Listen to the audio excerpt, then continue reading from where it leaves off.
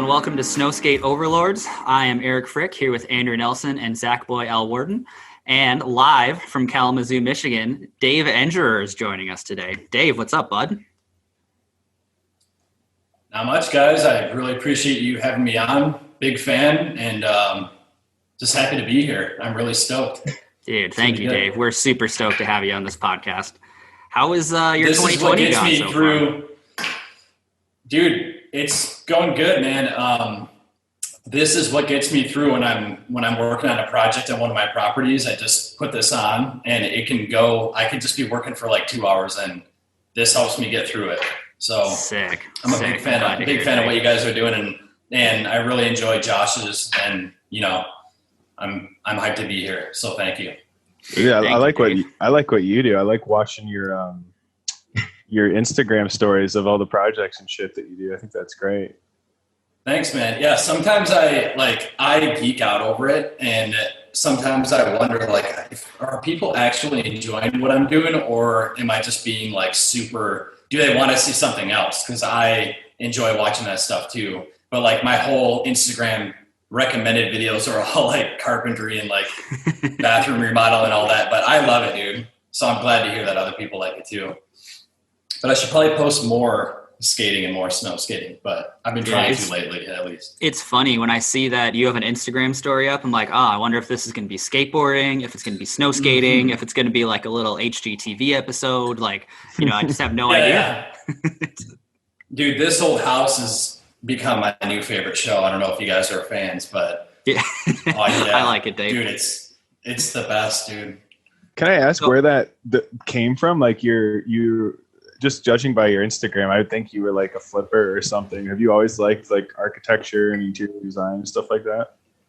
Yeah, so it all started when my wife and I were dating at the time. This is late 2019, and I was already kind of looking for a house and just kind of looking around. And then my dad actually recommended, you should try to get a house that actually has multiple apartments in it, a multifamily home. And right when he said that, it kind of clicked. This could be really rad because I could have my own house and then actually be able to live there for free because I'm collecting rent. It's paying for the mortgage, paying for all the utilities and everything. And it'd be just making renovations a lot easier because I wouldn't have to wait and try to pay for it at the same time, So we looked around, and in Kalamazoo, as Zach knows, we have, and Eric, because you've stayed at a lot of these houses, we have so much rich history in these neighborhoods in Kalamazoo. And in the neighborhood that my wife and I live in, it's called Stewart. This was one of the early neighborhoods when Kalamazoo became a city. And these really big historic homes were originally built as single-family homes. And then around the 70s and 80s, people were, buying them and then dividing them up, adding more units just to make more income. And ended up getting one that had 3 units in it. And I really didn't know much at all about home renovation. It really intimidated me. And growing up, my dad would always take me and my brothers to properties that he owned. And I hated it, dude. I hated being there. I hated, even when he would have interactions with bad tenants. I remember just this one lady that had 50 cats that was just, he had to confront because she wasn't paying rent. I hated being in that, position. And I never before any of this was into construction or in a remodel. And after that house, which really was everything under the sun, everything you can think of. Zach, you've been there. This house was neglected for probably 50 or 60 years. So this was me being thrown into it full time, dealing with 3 inches of water in the basement and then dealing with an eviction, which, man, that's a whole nother story. Crazy experiences right there. But going into that and then coming out of it and learning how to remodel a house and all that was so fun. And my wife and I we love it. And that's what we do now. That was a really long answer, but yeah, I never have thought that our life would kind of go this way, but now we're doing it full time, and we have 3 homes. One of them we live in, just a single family home. And then our first property and our newest property you can see them from here. And they're all divided up into units. So we have a 3 unit at one, and then we have a 4 unit at the other one. And dude, it's a blast. You see, you envision what you want it to be, and you do your best to bring it back to its former glory. And there are, struggles along the way. You do run into some bad stuff sometimes, but it's so worth it in the end. It's become a really big hobby of mine. As people probably tell, I don't want to like bombard people with only that, but like skateboarding and snow skating will always be, that's not even comparable, but this is something that has become a huge part of my life, So I think I rambled on there for a little bit too long, but that's kind of in a nutshell. Don't worry about getting that. in a remodel. I love remodeling stuff, and it's different too, because it's like, it is similar to skating where you picture a trick and like you picture a video part that you want, and you want to work really hard to make it happen, but it depends so much on you physically, and then it depends on, filming and like conditions and all that. But for remodel, you can take your time with it. You do run into stuff, but it's reaching the end goal and getting what you want. It kind of gives you that same feeling of like, not as good, but it gives you that same feeling of like getting a trick that you've been, or like putting out a part that you're really proud of, So not to go then into more depth, but I think one of my favorite posts that I saw was when you found the pipe in the wall. Mm-hmm. Have you found any more cool stuff like hidden in the walls or anything like that? Yeah. So that was insane. That was at our first property. My dad and I were ripping out a door frame, putting in another one, and something fell on the ground, and I picked it up, and it literally was an late 1800s smoking pipe that one of the builders must have put there, or he was on like lunch break and just set it there and then put the door up.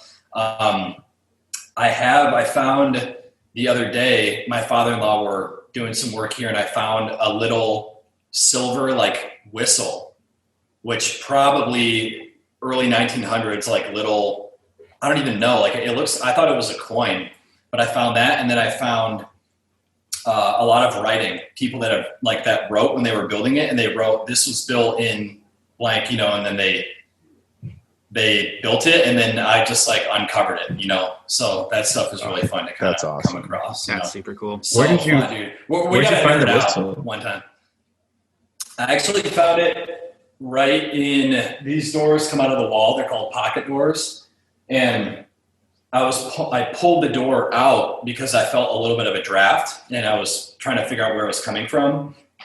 And I shined a light down, and just among plaster and just stuff in the wall, I saw a little, like something shining, and I grabbed it and cleaned it off. And it says 1 cent novelty whistle. And I'm like, whoa. So I cleaned it off, and awesome. Trying to think if I love finding like writing. Like we pulled some trim off a door, and they literally wrote who built it and when. Like they wrote the day, like this was built in 1941, and then another guy added to it when he did work on it. And then, Oh man.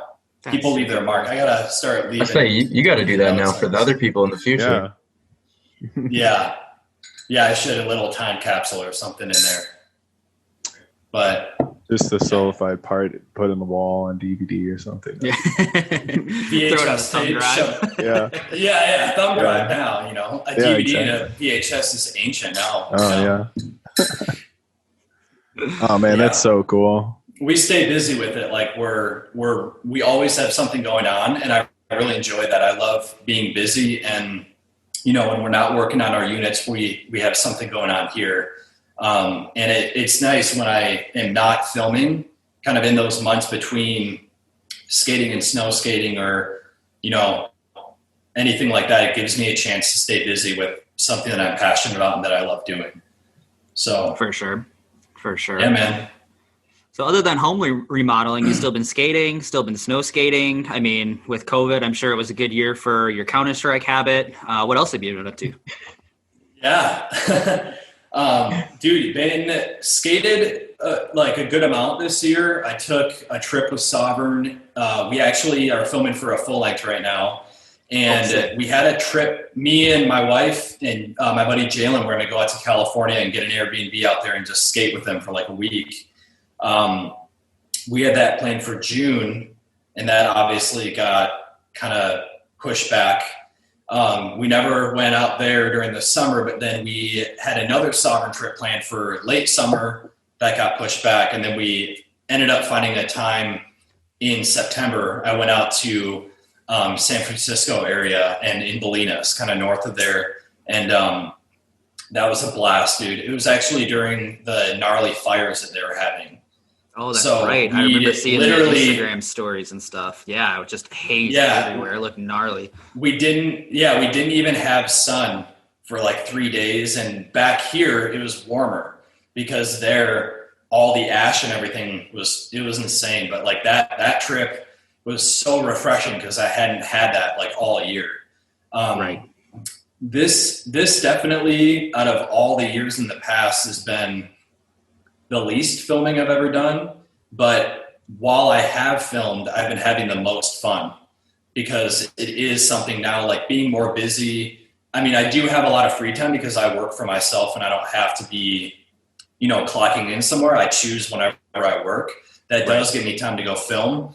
But it was really weird. Like here in Kalamazoo, I don't have anything left that I want to skate. Everything's kind of become, I'm sure, Zach, you kind of feel the same way. Like I've just been skating here for like almost 10 years, and now filming is so hard. And like, I've exhausted that yellow rail, man. Like I was going to say the Oakland rail, you've done everything on it. Yeah, owns that rail. Well, I do always want to, every part I put out, I want to film a trick on that rail. And I have one. The Pyramid Country video comes out shortly, and I have a trick on it for that. But I'm struggling to get excited about filming around here. So I need to travel. And this year I haven't really been able to. So I did get to travel there. And then we went to Florida a couple months ago. That was really fun.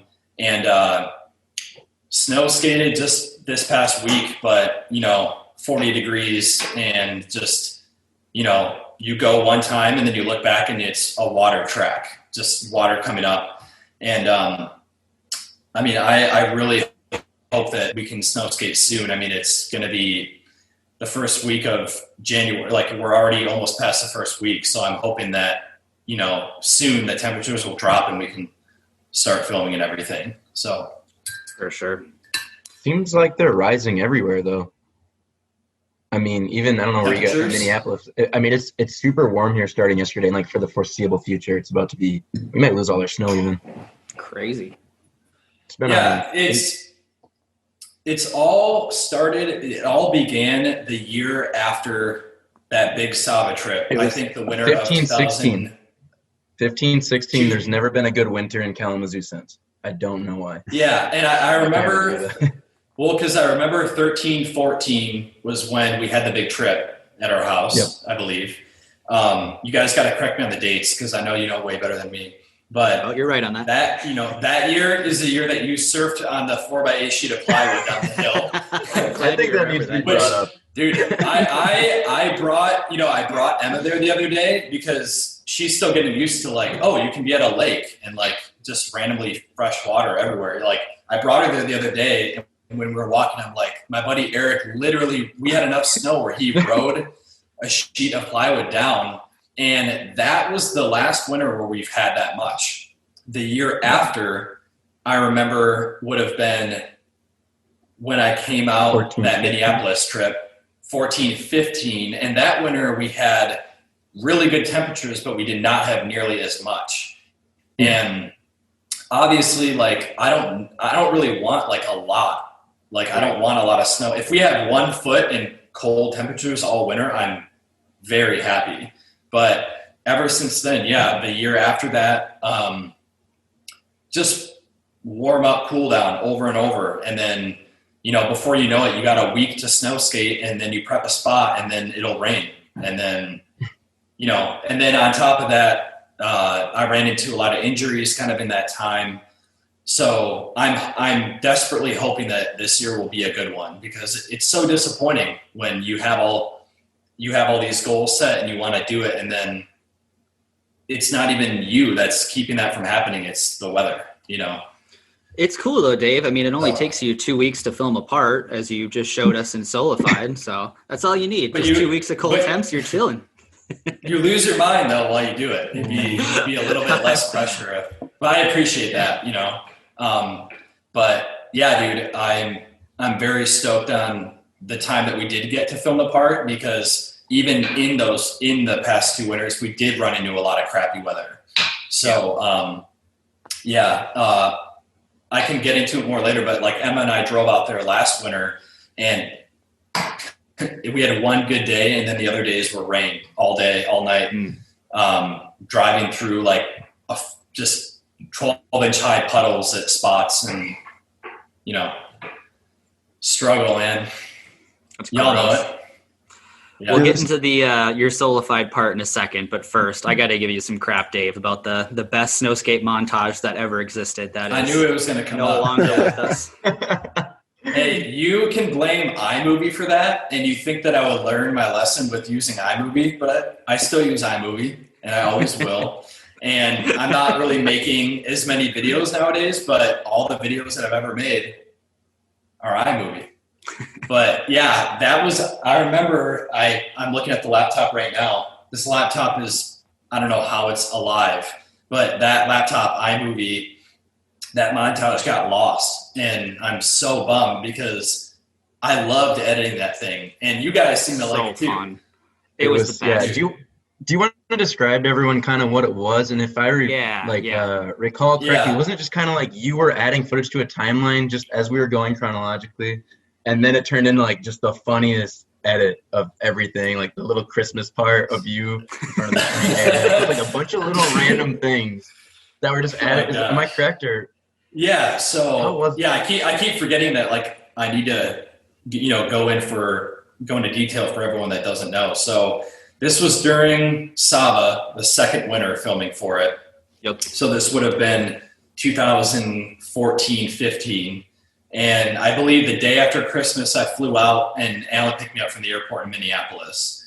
And I remember flying there, no snow. And then I got there, and then it started to fall, and we got like a perfect amount. And that was one of the best trips I think I've ever been on. But when I got there, that was so fun, dude. And like, just until we tried to go to Canada, but yeah. Well, wait. Yeah. Or were those two different words? That was it was the same year, because you flew into Minneapolis. We skated. It was basically just us for like a week or something, Dave. It was right after Christmas through New Year. Yeah, and then all three of us, Zach, you weren't there, but me, Alan, Dave, and Andrew spent New Year's underground in those caves in St. Paul. Yeah. That was super fun. And then we went to Canada like the next day, and then we got kicked out, and everything was terrible for me. We were with Derek. Derek, I remember he was Derek McFadden. Yeah, that was great. Dude, I miss Derek. Oh, man. So that was that winter. So, yeah, we were filming VX for that part. And I just would, you know, I brought my VX, and I was capturing and everything. And I was just throwing everything that we got into a timeline. It didn't matter if it was like hijinks or like a land or anything. And I remember this was when I met Peter Jones, and he like came to Alan's trembling, like so nervous, like, oh, like Alan, and like, I don't know, like, dude, it was so fun. But I remember Alan being like, yeah, go out with this kid. And like, we took him out, and I could tell him to film as long as I want, and he just would stand there and be like frozen. He wouldn't care. He just kept filming. But it was hyped that year. Yeah. So yeah, that edit was just so funny. Like everything that happened on that trip, and I just kept adding to a timeline, and we would just get stoked watching it. You know, like after getting in each day, I'd add to it, and it was so funny. It had a lot of. I remember specifically that like. Back when I did over that fence and I landed, and then or over the rail, and then I hit the fence and stuff. And I remember like Derek snow skating with like a cowboy hat on, which is pretty sick, and I'm down. I got to try that sometime. But yeah, man, that was so fun. And I think while we were there, I just went on to iMovie. It like crashed, and I went on, and everything was gone. All the raw footage, I pretty sure I have all the raw footage though, but it's never the same. And I remember it too, iMovie glitching a bunch, and that made it even more funny. Like things were just happening in it that I don't know. But yeah, it was kind of like a modern comparison. Well, I don't know about modern, but the Beagle tapes. I don't know if you guys watch Beagle's YouTube channel, all like the B-sides and stuff. It was kind of like a more concentrated version of that with like attempts, makes, all the hijinks that went on like during and after the session and stuff like that. But it was just such a fun year, and everything was documented in that montage. So Dave, it's not your fault. I still have to give you a little crap for it though.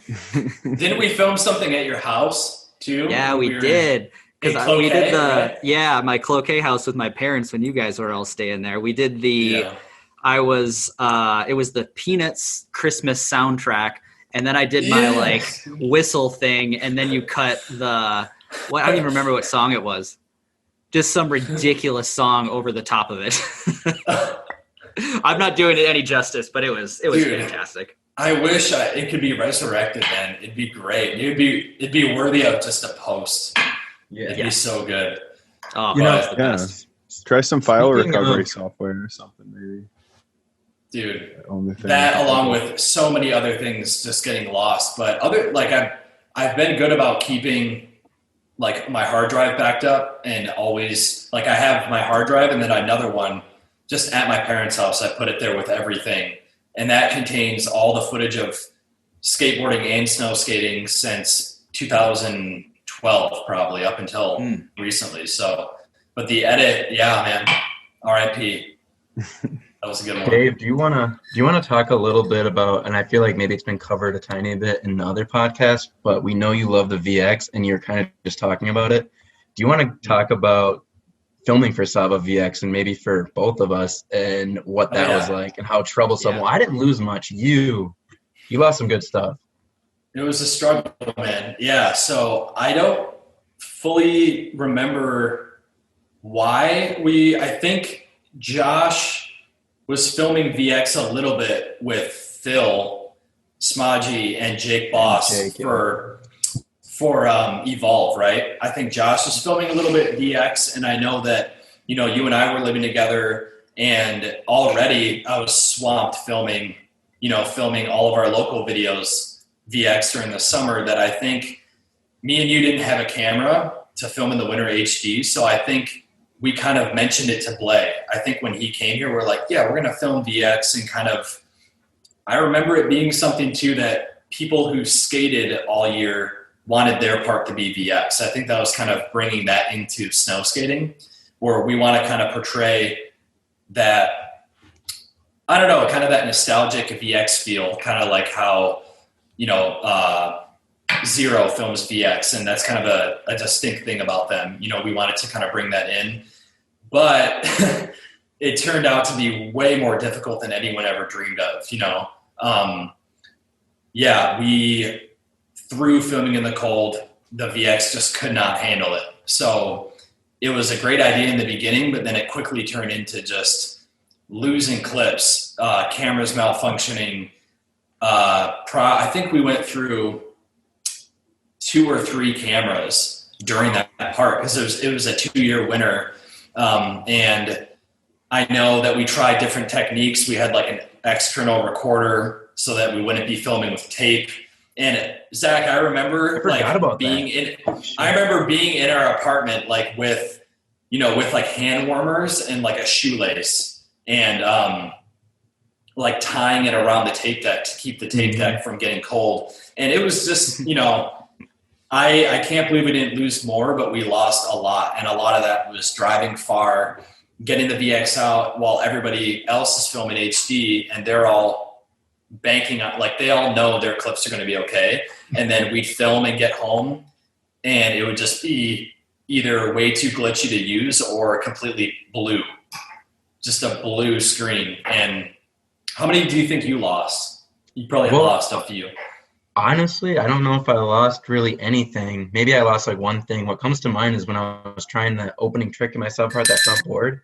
You were filming me, and I remember like I started getting close after like a long time of trying it. It was really hard for me, and I remember you just being like, "Okay, it's working. Okay, no, it's not. Okay, it's working." And like we didn't know if I was even gonna, if I landed, if it was gonna be on film or not. It was like every other try was like maybe. And yeah, and already, already snow skating has enough of that. Like, oh, like I gotta get the brush. Like, oh my, I got to put more in the landing. Like snow skating gives you so many things already to deal with. And then having that on top of it while you're like in the midst of trying something is the worst. Absolutely a nightmare. And when I think about Sava, like automatically I think of VX when I think of the video. And I'm really stoked on the fact that we even pulled off filming that much. And now I can't film in the cold whenever I'm filming skateboarding with a VX because it's going to break the camera, But like Josh had some trouble too. I remember because Josh was filming Jake Boss and Phil, and then me and you were filming together. And then, I remember though, always wanting to stay true to that and not film HD for my part. And I don't think I had any HD clips in there. I remember even using, when the VX broke, using our capture camera, like a little dinky mini DV camera. A lot of angles are actually filmed on that. And I'm happy we did it, and I'm stoked on that, but I would never do it again. It would just, especially now being later on, I feel like now VXs are more fragile than ever, and tapes are harder to get now and everything too. So snow skating is enough of a dice roll the way that it is. You don't need to add additional variables to it. No, you don't. But I think it was cool, and I do think snow skating is better in HD. I do think that it makes it look more crisp and kind of gives it that, with how everything is nowadays on your phone too, it looks a lot better. But I'm happy that we did that. And I think it is cool that we could kind of almost bring it back to the early Premiere days where they were filming all, like GL and VX 1000 and 2000. So it kind of like brought it back a little bit, I think, too. So. Do you remember what clips you lost, Dave? I remember for a fact on a Ambition trip, it was 0 degrees at that 4-flat-4 that Eric, I think you shot or heel flip down, and you board slid the handrail on it, and I know you lost that clip, and I was so bummed. I loved that board slid.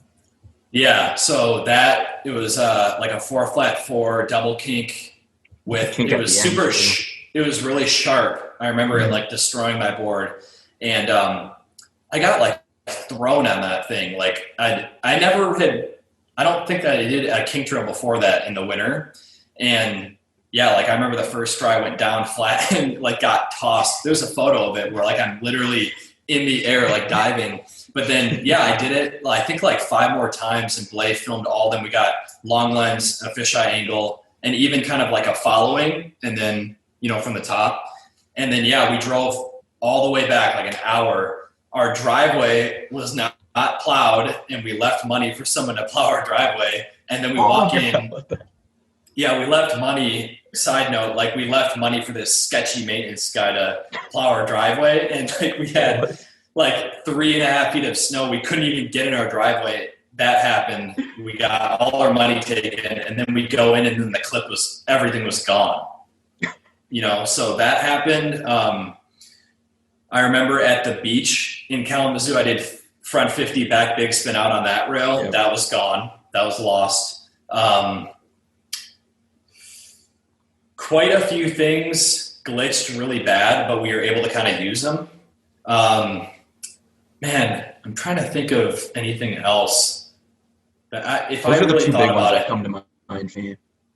The 2 big ones. It was more of the struggle of side, it was more of a struggle of while we were trying a trick, like because we eventually found out that we could notice when it wasn't recording and when it was. So we'd be filming, and like I remember even being in the run up, and Peter was filming, and I'd be like, "Time code good?" And he'd be like, "Yeah," and I'd be like, "Okay, here we go." And then every try of like not landing a trick, I knew camera's getting colder, And there were times where he was like, oh, it's not filming. And then I would get so mad because you're there, you finally are ready, you're getting close. And then that happens, you know. I remember that Niles day so clearly. Like, such a fun day. I just remember how hyped everybody was until we got home. Like, it was just like flipping a switch because I got a clip, Charlo got a clip, you got a clip, and Phil got a clip. We're all hyped. We get back to the Kazoo house. You guys lost money. You didn't get the footage. And then my car got towed that same night too because I was parked in front of the driveway, but I didn't even know it because there was that much snow. But it was all within like 10 minutes. It was such a good day. And then just everything went terrible. Man, yeah. And eventually, like, you know, we got home and then ejecting the tape. While the tape was ejecting, the camera fried. Like a circuit or like a fuse in the camera just blew a fuse and then camera was done. So now we're without a camera. Now we're filming with a capture camera, like with bad audio. Zach, I remember your Engerer for Saba, that airwalk, was filmed on a capture camera and then the generator died like right when you landed. And that summed up like right there. That was what we dealt with during that video part. Like we literally dealt with everything, but I wouldn't change any of it. Like I love every year, like every video part we've put out snow skating, I love, but that video was such like an iconic video with just how much work we put in. And yeah, you guys both had amazing video parts that year. That was man, just we had a lot of like blessings. Like we had a lot of snow, a lot of good temperatures and everything. And then team trips too. Like nothing gets more hype than man, you guys all came in our apartment. It looked like sardines, like everybody sprawled out. It was like 12 dudes in the upper floor of a 2-bedroom duplex. Like there was not space for us. And we still just jammed in for like a week and a half. Dude, it was great. It was so sick. So good. I wanted to, because we were just about to start talking about Sola, right? Is that where you were going, Eric? Okay. Then I have a great question. I wanted to kick that off to you. Because you were just talking about all this stuff, you know. One of the things you said in the post, I think, either when the rough cut or when the actual part with Sola came out, so you're like, it was super cold and you're like, I wouldn't have it any other way. And my question for you is, do you like, compared to skateboarding, do you like having those pressures of like, is this, you know, everything you just talked about? It's something that we brought up with Josh, is that kind of, there's more reasons to hate snow skating and we still love it. In my case, especially more than skateboarding. And I'm just wondering about how you kind of compare the two, because it sounds like you kind of thrive under pressure and like you filmed Sola in like 2 weeks or whatever. And like, I'm wondering how your approach to snow skating and skateboarding are different and where that pressure comes in and like how you deal with it. Mm-hmm. Yeah. Well, I definitely have thought about that, where if during, you know, the summer months of filming for, you know, any skateboard part, if I knew, and if I was only limited to the time that I'd have for the winter, I'd probably get a lot more done, you know? Yeah. But I think during the summer, you know, we think, I'll take care of this trick near the end, or like when it's getting cold out and you have way more time. I think in the winter, knowing that every day is valuable and knowing that we only have, you know, 8 solid weeks at least here to film, it does motivate me way more. Even like right now, you know, it's warm outside, but I feel like I'm hurting because I'm like, dude, like I could make it happen. But I've learned in the past, you know, don't even bother, like you'll just get discouraged. And I don't want the season to start like that. But I know that it is good to look at it from that point of view, knowing that you don't have a lot of time. And that does motivate me. And I guess I do kind of work good under pressure, knowing, man, like it's cold outside today. We have snow. I have a filmer, which already, like, finding a filmer around here is not the easiest. So when I am in those times where everything is lining up, take the opportunity and do it. And I think during Sola Fide, when I went out there to film with Alex, you know, it was good conditions for once. And I was coming back. I got ankle surgery early 2018 in February. So this was the winter right after that. So it hadn't even been a year, and I was just missing it. You know, the winter before that, I think I went out to Canada with you, Zach, and I just watched. Mm-hmm. I just went out there, and I had the ankle injury, and then actually from that, I had a back issue, and my surgery got delayed because of my back issue. So I really was having, you know, a hard time. I was discouraged, never knowing if I would even skate really normal ever again, because even everyday normal things became really difficult, walking. And it took me in the spring a long time to get back into skating. I was skating, but I didn't have pop. And I was starting to think like, man, I'm really happy. Like I filmed video parts like Saba, and I'm really stoked on that because I might not ever be able to film like that again. And dude, I'm so blessed to have been able to film a full part since, because when I did go out to see Alex, it just sparked. Like I was so stoked, and I knew that, you know, we have good conditions. I have a filmer, the most motivated filmer ever, who's going to shovel with me for hours to make it happen. And like, yeah, I just took a long time to answer a simple question, but it does really motivate me a lot to have that pressure. And I feel like if I looked at skateboarding like that, then I'd probably get a lot more done, you know, knowing that, just take advantage of every opportunity you have and don't bank on having another day to do it, because you might not, you know? Oh no, I think your answer was, I think it's almost pretty uniform amongst our guests. It's like, because you just want to push snow skating, and you got to take the chances when you can get them. And I think that's something I think we could all agree on. It's like, yeah, you just take them. So, but yeah, that's super interesting. Maybe leads into something else, Eric. We move on to maybe some rapid fire questions or something. What do you think? So let's go into Sola Fide a little further, because Sure. I want to know about how that part was filmed and how you chose the spots, you know, what you battled. Sure. I mean, I imagine you didn't battle much if you filmed the whole thing in 2 weeks, but, you know, what was more of a struggle, and like what came easy in that part? Yeah, so I think I should say like for the past maybe like 4 or 5 winters, I've really wanted to film like the best part I could. And I feel like after like Saba was the best that I could do for that time that I had.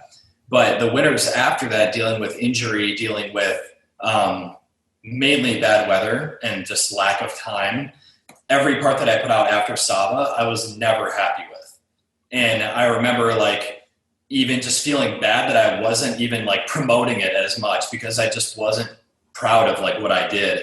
I did put in effort, but it did get the best of me when I would put in all this effort and then I wasn't getting any footage or anything. Then being hurt, I actually planned on the year that I was hurt. Before I got hurt, I really thought like, okay, I'm gonna film a solo part that is kind of like a redemption part. Like I want to make up for the time that I kind of, or just the years that haven't been good for me. And I think after that winter of me being hurt and then going out there with Zach, like I still wanted to be around it, even though I couldn't do it.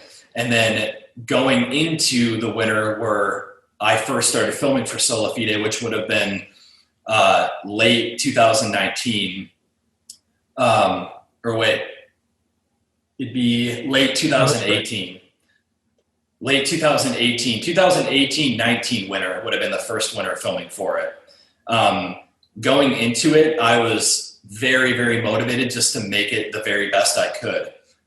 So in terms of like battling tricks, there were a lot in there that I had to really work hard for. And when I first got to Alex's house, the first few days, I probably should have chosen spots that weren't as, that didn't require as much running and like just impact, because I was so sore after like the first 2 days that I actually had to take a day to like not do anything at all. because my body was just smoked from like running. But yeah, I could go into the tricks if you'd like of which ones were that required the most work, but I don't think there's maybe a few tricks in the part that I got really quick, like the gap to nose press. That one was unexpected because I didn't go there to do that. Yeah, let's talk about that for a couple of reasons, because A, how do you do that quick? And B, how do you like nose press or overcrook a rail on a snow skate at all? Like, I know you did the one in, was it Solstice? In Sava, you do one down a 12 stair in Richland. That's insane. And then you did this one, the gap out. Like, how do you have the confidence to lock into a nose press and then tweak it a little to do the overcrook? Like, there's nothing to lock in on like there is on a skateboard. Like, how do you go about doing that and having confidence on that when you're jumping on a rail? Mm-hmm. Well, the funny thing about a nose press is it's so different than a nose grind on a skateboard. Because a nose grind on a skateboard, you know, like now we're getting into the whole, like, is an overcrook a real thing? But when I nose grind on a skateboard, if I do it the same way that I do it on a snow skate, I'll slip into a nose blunt.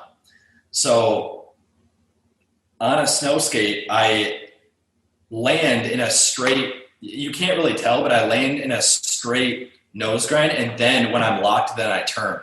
But I think it happens so fast you might not, or at least it feels like I do. And you can kind of see that in the video. You can see you lock into the center groove pretty straight, and then you tweak it over just a little bit once you're on the rail.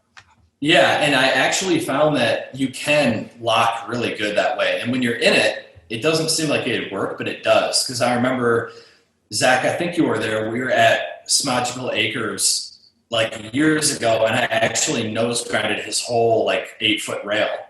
But it was an overcrook, and you can lock into it. But if you try to land in it overcrook right away, it won't work. You have to kind of land and then turn. So I treat it, I don't know, like I treat it like I'm just going to land perfectly straight and then kind of turn a little bit, kind of almost like I'm going to do a front lip, and it just works. And for that gap to nose press, we went to that spot. This is on the third day of the trip, I think. And it was at a really busy apartment complex. And they plowed all the snow off the road, and it landed right there. The rails were buried. Mm-hmm. And we went and we shoveled it all out. And then the maintenance guy kicked us out during the day. And we ended up going back at night, and we already had it like all prepped, ready to go. And when we got there, I just wanted to gap lip it. And I thought that that'd be a cool clip. And then I gap grinded it, and then I did a gap lip. And then after the first one, tenants were just gathering at the landing, like in this hallway, and they were really angry. Like they were pounding, and like it wasn't even late. No. Like, and it wasn't even late, you know, like it gets dark at like 6. So they were really upset, and they were pounding and like opening the door and like speaking to me, and I just was running, trying to get a clip. And Blais was like, "We gotta go, man." You know, Blais, like, dude, we gotta go. And I knew it, but I did gap lip twice, and then I didn't want to keep staying because we knew that they were gonna call, and they were already, I think I already saw them on the phone. But then it almost seemed like more of the tenants kept calling more into the hallway. Like there was like 5 people, and then Blais could probably vouch or like confirm this, but I think I gapped and got into one, and then I did it the next try. But I didn't even expect to land it. I just landed it, and then I looked back at him, and we both just like screamed like, "Oh, like it worked!" And then we just grabbed everything and left. Like we threw everything in the car, not even like packing it. Like we just got out of there, and we were like, it was definitely one of the more memorable tricks of the part. Man, I'm trying to think in my head, like going through the part trick by trick, because it seems like with this part, every trick has such an insane story. There's so many, like the first trick, the 50-50 on the arena rail, that I've never seen Blais that cold in my life.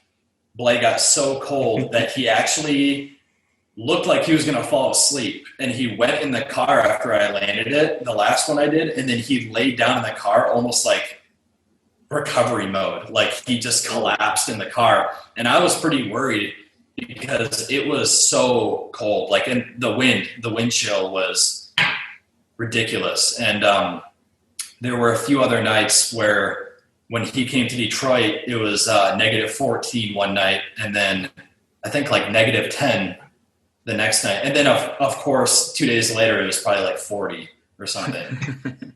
But yeah, there were the trick that I battled the most would have been the wall rail in Sherbrooke. That was definitely the hardest that I had to work for any trick in the part. And I'm definitely pretty proud of that, but I got hurt during that too. And that kind of cost me the whole season after that too. So did you get hurt trying that trick, but you still got it that same day? Yeah. So that, after the first year of filming with Blais, I went out to Sherbrooke the first year. We filmed for a week, and then I came home, and then Alex flew out to Michigan, and we filmed in Michigan for a week. Then that season was over. The next season, I flew out, and Jensen was there for most of the part too. He'd be at Blais also, which I love. I love having Jensen and just planning everything with him. And I don't know, I really enjoy a great skating dude with to him. snowskate with, for sure. The best, yeah. So I went out there and I wanted to start off the season with started off with something that I was really proud of. And the year before I went and looked at that wall rail and I wanted to do it. But every time that we go there, there's something wrong. Like they have the cables, they have these cables that they chain and they lock the rail up and stuff. And I think they just forgot to do it that winter. And we got there was enough snow and we prepped it and got everything ready. And then we went back and I rolled up to it probably for like 45 minutes. And I was realizing like, oh man, like I'm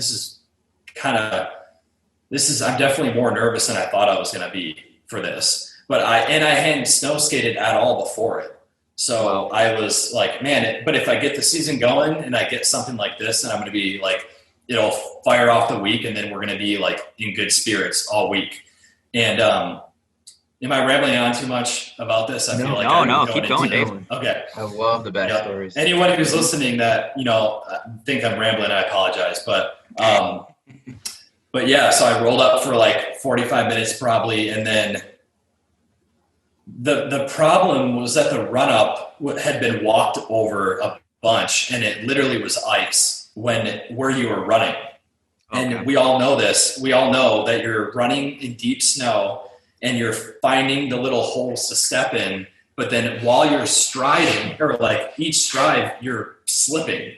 You're just slipping on ice. So I had to like run like in a weird pattern. And the first try was really hectic. Like I think I almost missed the rail completely. But then after that, I was like, okay, now I got it. Like this shouldn't even take long.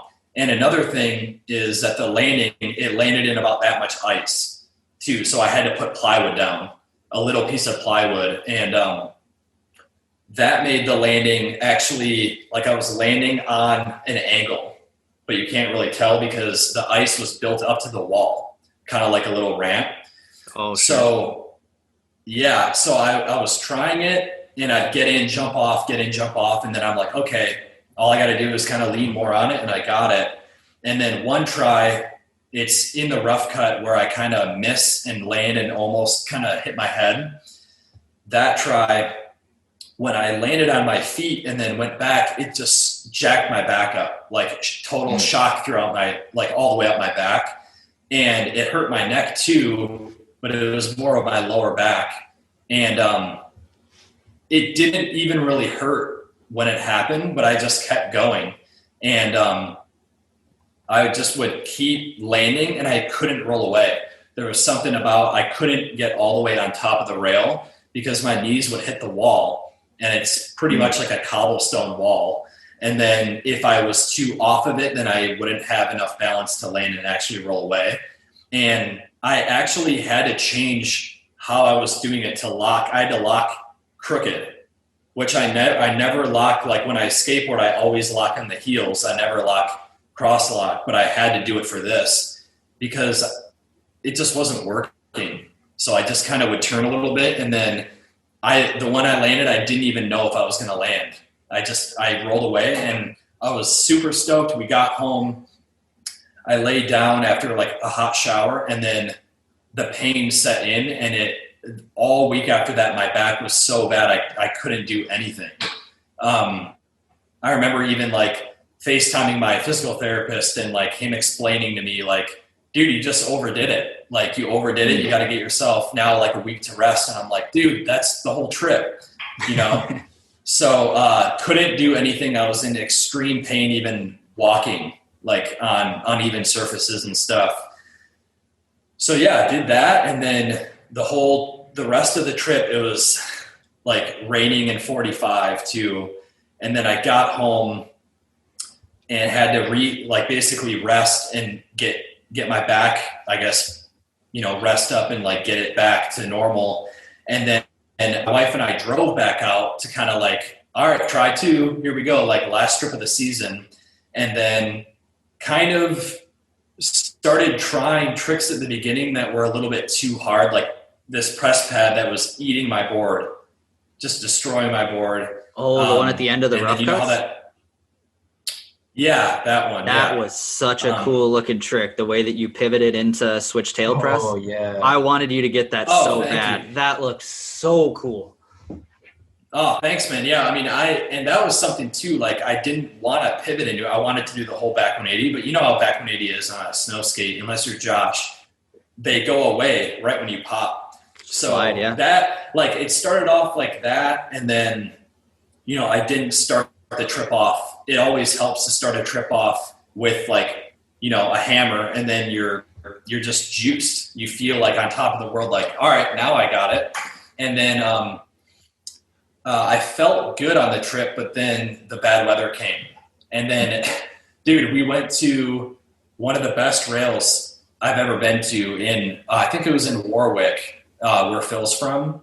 And we got there, and it literally was 3 feet of snow that was walked on. They never shoveled the stair all winter. So it was packed down ice. And me, Phil, Blais, and my wife, we literally picked at this with an ice pick for over 2 hours. And then the moment that we got it all set up, we got kicked out. And I went for it anyways, and like it didn't work out. And then in Montreal, that double kink, that's a triangle, actually. It's square but tilted. So you literally are on the sharp. I don't know if it's ever been in a video at all. Yeah, I don't know. I don't know if I know what you're talking about. I think Alan has, I know that Jensen went there earlier or the season before, but there's a rail, it's a double kink and it's square but tilted. So you literally are on the sharp end of a square rail.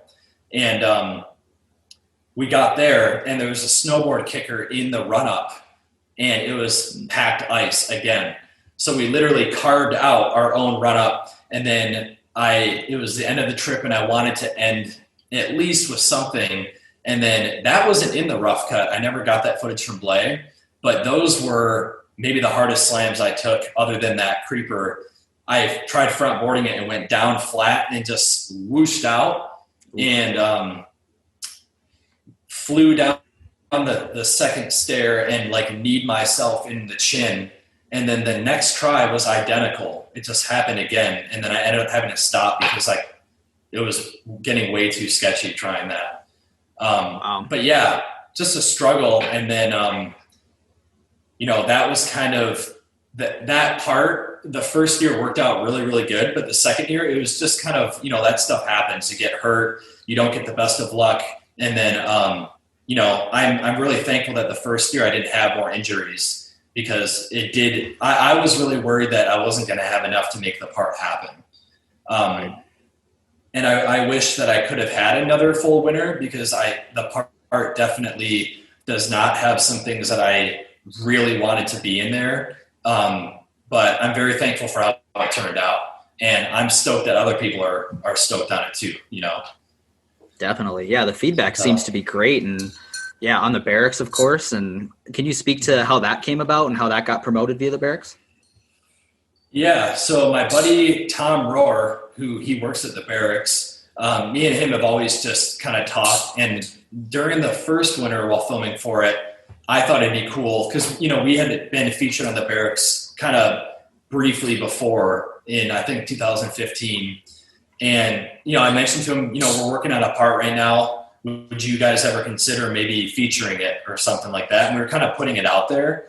And I sent him some raw stuff and he was super stoked. And we were in touch every few months. And he said, whenever you finish the part, let me know and I'll pitch it to everybody and kind of see what they think of it. And me and Blais kept in touch with him. And then only about a month ago, we sent him the part when it was done. And they all just were stoked on it. And they all love snow skating. And yeah, they wanted to kind of build a relationship with us. And now they're hoping to do more stuff with us in the future too. And it's really great because they view it now as it should be, you know? And I think in the years past, snow skating has kind of almost been like, what do you think of this? It hasn't been viewed as actually legit. And by no means am I saying like this part made it legit because it's always been there. The footage has always been there. But I think with what Blais and I wanted to do was kind of portray it. I wanted to portray it as much like my skateboarding as I could in like my spot choice and then trick choice. I'm not doing any like shove it nose grinds on a handrail on a skateboard, but I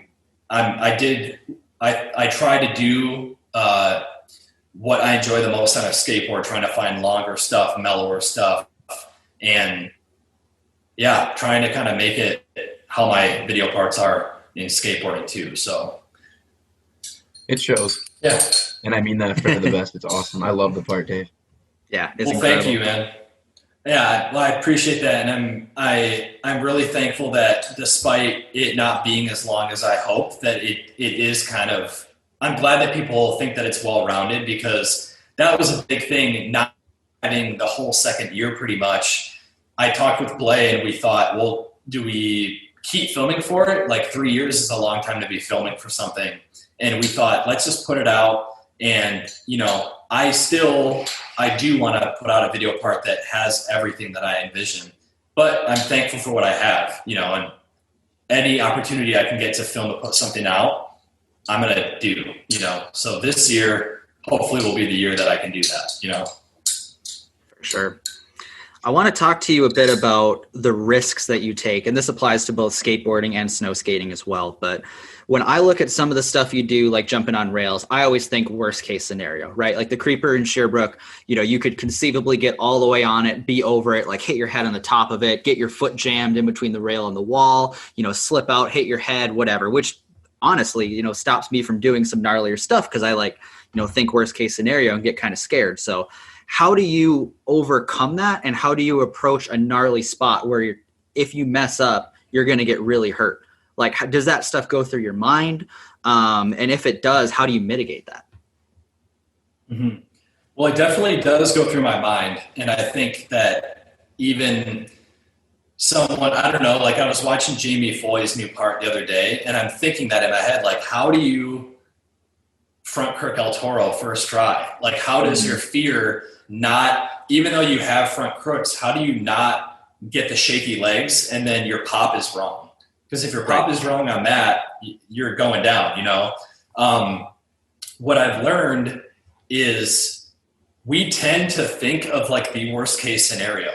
And it's really not logical to go about thinking like that because the creeper rail, for example, we all think like, oh, creeper rail, like my body could get stuck in it or like my leg. And that's definitely happened. Zach, you know, with Robbie in Grand Rapids, like you know that can happen. But the chances of those things going wrong are pretty low. So I think I get the thoughts initially, but for me, that first try, getting that out of the way is the way to overcome that, because you're really not going to overcome that until you get that first try done and the anxiety goes away and you're like, oh, dude, I got it. And then also for me, it gets me stoked when I have like dudes at like Alta session that are like, even Zach, you've seen, like, even if somebody puts like, I don't know, like I got an Arizona on this try, or like anything little, it doesn't even have to be any cash or anything. If people just tell me like, I got you on this try, or like right here, that gets me so stoked. And a lot of times I've went out to film, and if I don't have that excitement, then I can't be in the mood and be mentally there. And then I just have to go back, and I have gone back, and then it works out way easier because I have that motivation. But yeah, that first try definitely is what gets me stoked. When you step out in faith, and you even if it goes completely wrong, that if you just commit to it one time, then the anxiety kind of goes away. Then you can focus, and then you're not nervous.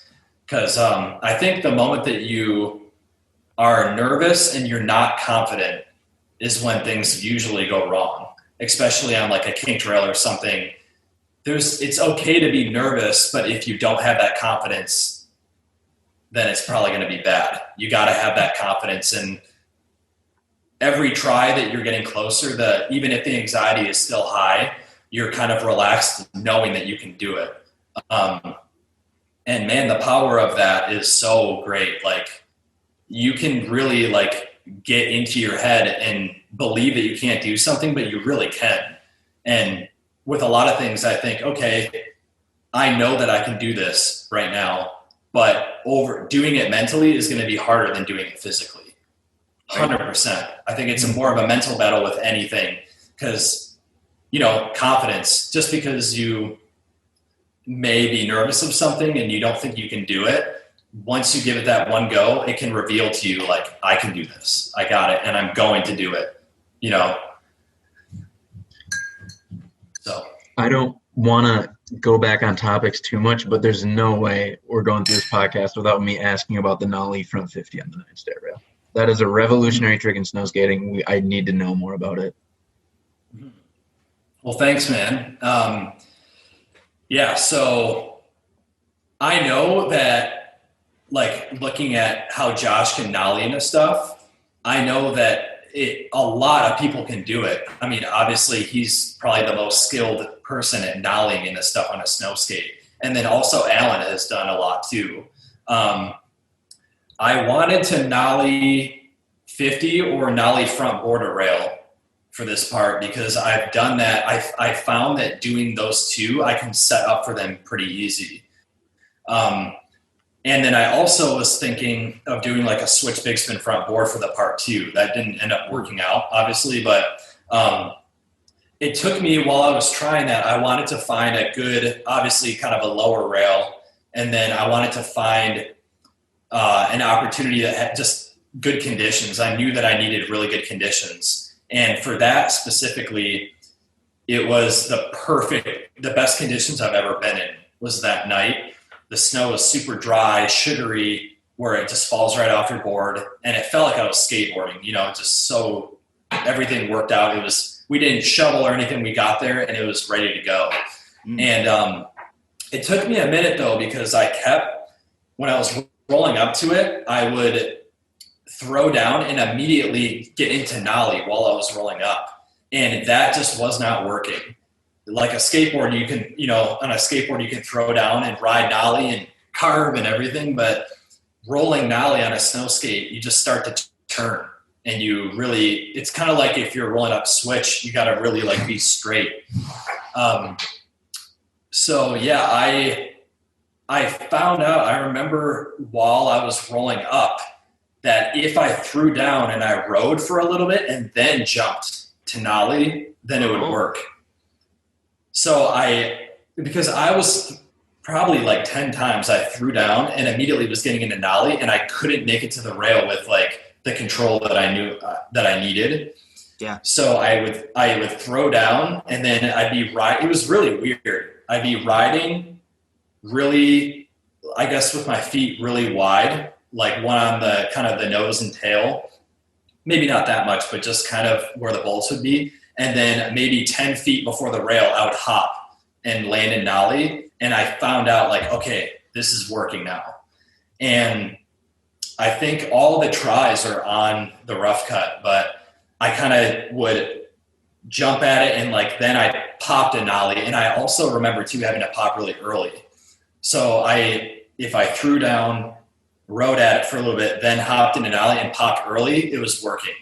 And once I popped high enough above it and my board made it up over the rail, and I knew, I'm like, okay, I can do it. And then I think it was like 5 tries after that, but there were a few where I was rolling up and then I'd be kind of going a little bit too crazy. But the speed was right that night, and the snow, I don't think it'd be a lot more difficult if the snow would have been, a little bit warmer or salted, or, salt, no way it would have happened that night. But yeah, I remember too, the one I landed, or every time that I got into it, I didn't think that I was going to get up to it. So I thought that when I was nolling, I was going to land with my feet on the rail because it really felt like I was going to. But I would throw down and then nollie as high as I could and just hope. Like, I hope that my board's right under me. And then it just worked out. And I was so stoked on that. That was the last trick of that season for me. And it felt really good because that whole week when Blais came here, it was raining and just terrible. So it felt good. I felt like happy that I didn't waste all of his time, just sitting around all day and doing nothing. I felt like we actually got something done, I mean, that's remarkable, though. It doesn't even sound like it took that long, once you figured out the riding, which is honestly probably one of the hardest parts, is riding nollie. Oh, definitely. It's so squirrely. Yeah, the backflip shove, because I backflip shoved it too, and I did it twice to get a clean one, and that took about maybe a little bit longer than the Nollie 50 didn't. To get a backflip shove how I wanted, it took longer, I think, than the Nollie 50. I think the Nollie 50 that maybe took me like 15 minutes or something. It was just figuring out if I throw down and I can get my feet ready and then I can pop early, then I'm going to land it. Like, I'm on the rail. And, sometimes you work hard for a trick and it doesn't look as hard as it really was. It just kind of looks, that's kind of like that, because it was a big thing for me, definitely to figuring it out in my head, because I had never really done that before, nollieing into something, So yeah, I'm excited to see. Yeah. How did you warm up for a trick like that? Because, I mean, we've snow skated together countless times. I don't think I've ever watched you do a Nollie 50 on a snow skate. I mean, I'm not surprised by any means that you can do it. Not shocked at all, because I know you have those tricks on a skateboard and stuff. But, I mean, how did you warm up for a trick like that? I don't think I've ever actually done one either. Like, I don't think I've done one on, like, a little curb or anything. I think the way I got kind of ready for it was knowing, like, me and Blais knew, like, we got to nollie into something. And then being there that night, I knew, like, the conditions are so good. And I don't think I went there thinking that trick for that rail. I think once I got going, I'm like, you cannot ask for better conditions. This is probably the rail to do it on. And then really just jumping down the stair in a nollie, even though, like, my board's going this way and I'm going that way, that kind of got me ready to do it, But maybe Blais could remember how long it actually took, but I think probably about 10 to 15 minutes or something for that. I mean, that's a pleasant surprise to go there with another trick and then walk away with something like that plus the other trick. Let's say if it was the backflip shove. Mm-hmm. I mean, that's awesome. Incredible. Yeah. Well, thank you. So going back to the weight. I'm really excited. Yeah. Yeah. I want to know more about the weight. So you're saying that you would ride up with your feet like wide, like kind of in the pockets of the nose and the tail, and then like last second you would then go into your position? Exactly. Wow. Okay. So I skate fakie a lot, and I basically ride up fakie, but I have my foot like in the middle of the board and I try to keep all my weight in the center. instead of on the tail, because then you just bog, you get squirrely, same thing. I think that would probably work. Yeah. So a similar principle, but it still doesn't work that well. But I really like the idea of just being wide and trying to ride up as stable as possible and then set your feet as late as possible just to maintain that speed and control. I never thought of that, but that makes a lot of sense.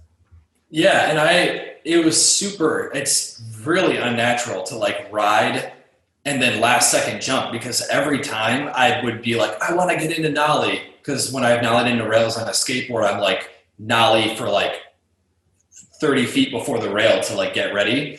And it was almost like I had to like trick everything, like trick my mind into like, don't do it and then do it. And I think in the rough cut, you might be able to hear me jump. Like I'll ride and then I jump right into it before things go haywire. I just jump into it and then try to do it. But fakie is insane. I don't think I could ever, I think a few of the comments on the video were like, fakie 50, like that's insane.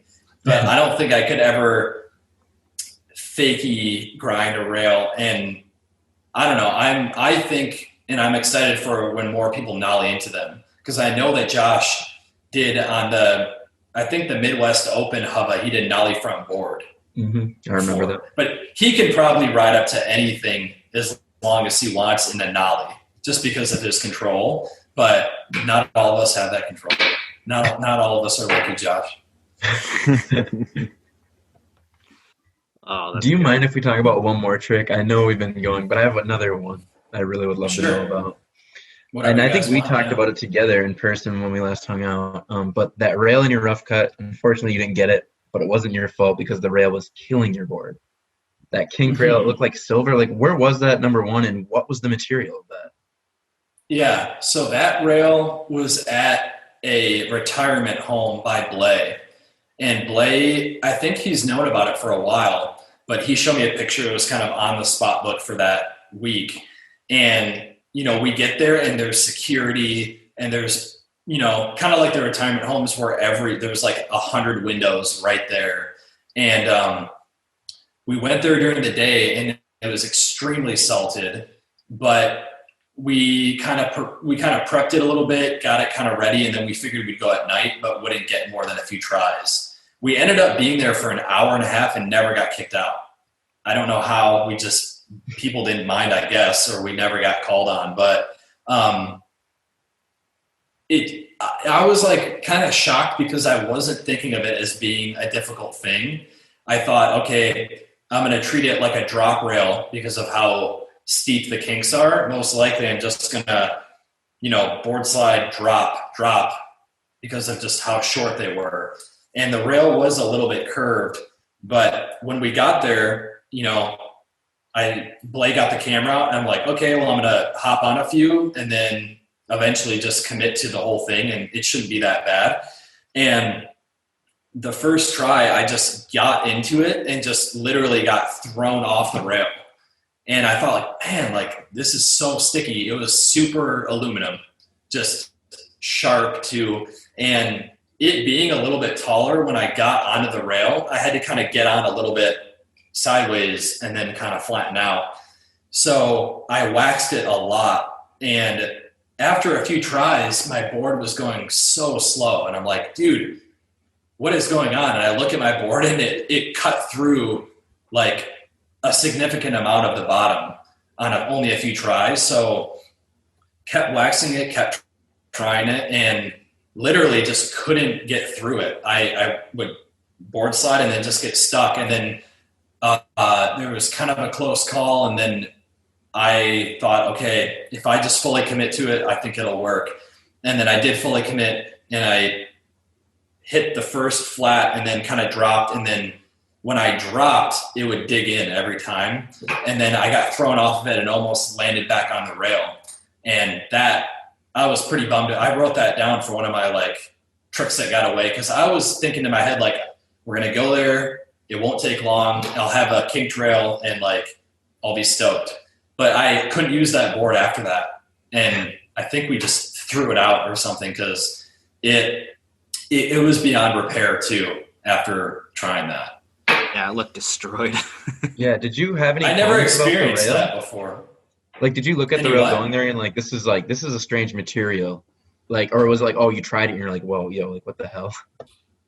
I figured that after a little bit of wax, it'd be fine because aluminum works really good for snow skating. I've never had a problem for it, but I don't know. Like even the sides of it weren't like jagged, like they weren't really sharp. It was just kind of sharp. It was like the kind of aluminum that I don't think like 50-50 on a skateboard would even work. Oh, wow. But if someone has, that's incredible. But I think Blais has filmed somebody try it, and I think they stuck too. But yeah, I never would have thought that would happen. I've never had that happen. But yeah, I gave it all. I gave it everything, and it just was not working. That's the furthest that I ever got on that. So I mean, at that point, it's smarter to walk away and not get hurt. Because in theory, like you would board slide the hell out of that thing. Well, I thought too, like maybe if I changed my angle and go a little bit more parallel to it, then it would work. Mm-hmm. But it was scary fully, like when you have that in your head, like I'm going to fully commit right now and I'm doing the whole rail. The time that I did, I got stuck and got thrown and I was in the air above the rail and luckily could like get my hand down and then like push away from it. And then I'm like, dude, I'm done. My board is destroyed. And yeah, so I don't think I've ever seen. I will never go back. Right, I will never go back for it. There's no way. No. All right. Before we get into the not so rapid fire topics, let's take some fan questions because we got a good amount of fan questions. First question from Cat Scratched My Nose. Really good Instagram handle, by the way. The question is how?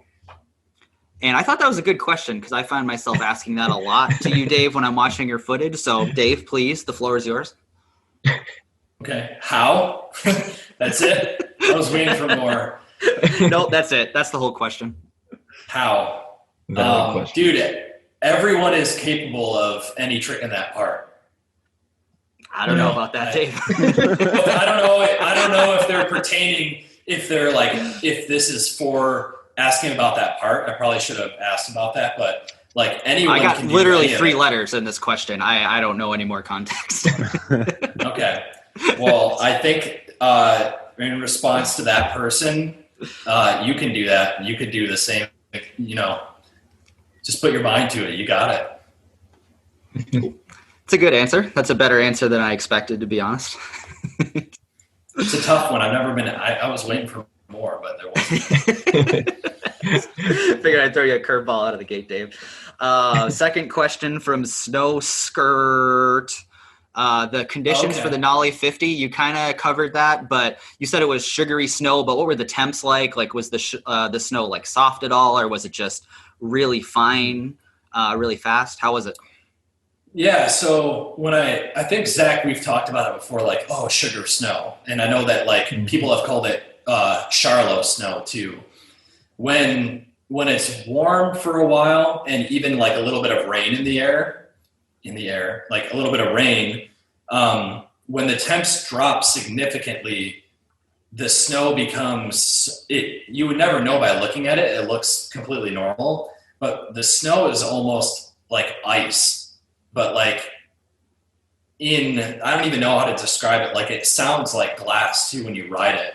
And the snow was just really, really like crisp and dry. You could bury your board in it and then pick your board up and it would all fall off. And there have been a few sessions where that snow, whenever we go there and I find out like it's that snow, it's so nice because you have the best grip ever. You're dry, you could fall in it. And then when you roll like in some snow, you stand up and you're just covered in it. Like after a fresh snowfall or something. With this, it isn't even like, it's just ice, but it looks just like snow. So yeah, the conditions for that session were absolutely perfect. If I could have that every time that I snow skated, I feel like I could get a lot more done. Because you can show up to the spot on 2 different days, but you feel exactly the same, and you're going to perform completely different depending on how the snow actually is. The colder, the better is kind of what I let people know that are kind of figuring out, like, if it's 30 degrees or above, you're going to have a little bit of a harder time tracking with grip, and your board won't be wet, you know? So yeah, that evening was kind of that sugary snow. Was that also one of the evenings that was extremely cold during that stretch you're speaking of? So was it below zero on that session or no? No, it was like 20 degrees, so it was perfect. Okay. The coldest day for that part was the 50-50 on the arena rail. Okay. And then with the wind chill, and then the other two were the board slide on that like curved bent rail. That was -14, and the snow was almost so cold that it was like chalky, like it was slow. And that was like -14. And then the next night, the backside 50-50 on that one rail at night near the end of the part, that was super cold too, probably like -5 or something that night. Too cold can be bad, not only for both of you guys, but then the snow can become so dry that you don't really even have speed, you know. Maybe it's just me. Maybe some people don't. Shouts out to Blais, man. Filming in those conditions. Dude. And he never complains. He's such a good... And I think just I should take a moment too, because I haven't really even talked about Blais a lot. Like Blais, I'm so grateful for him. Like, not only just being like such a close friend, but without Alex, like the part and every part in the past would not have happened for sure. And then I feel like all of our lives would be a lot different if it weren't for Alex. Somebody who, despite the uphill battle with just snow skating, sometimes he is so motivated, and he's in it just for the love of it. Because if it were only based upon results, most people would have quit by now, you know? And yeah, this part, Alex, you know, it was mainly me and him just going out, us two, and us feeding off of each other. And him we had a vision for it, and accomplishing that with him, I'll like never forget that, dude. It was so fun. So thank you, Alex. I really appreciate you and everything that you do for everyone. Shout out to Blais. He's a real one. Yeah. Great way to sum it up. Oh, yeah. All right. Fan question number 3. Eliza for pizza. What training exercises do you do at like the home or in the gym or anything to help with your skateboarding and snow skating? So after any injuries that I've had, I'm very motivated to like hit a gym or like rehab after.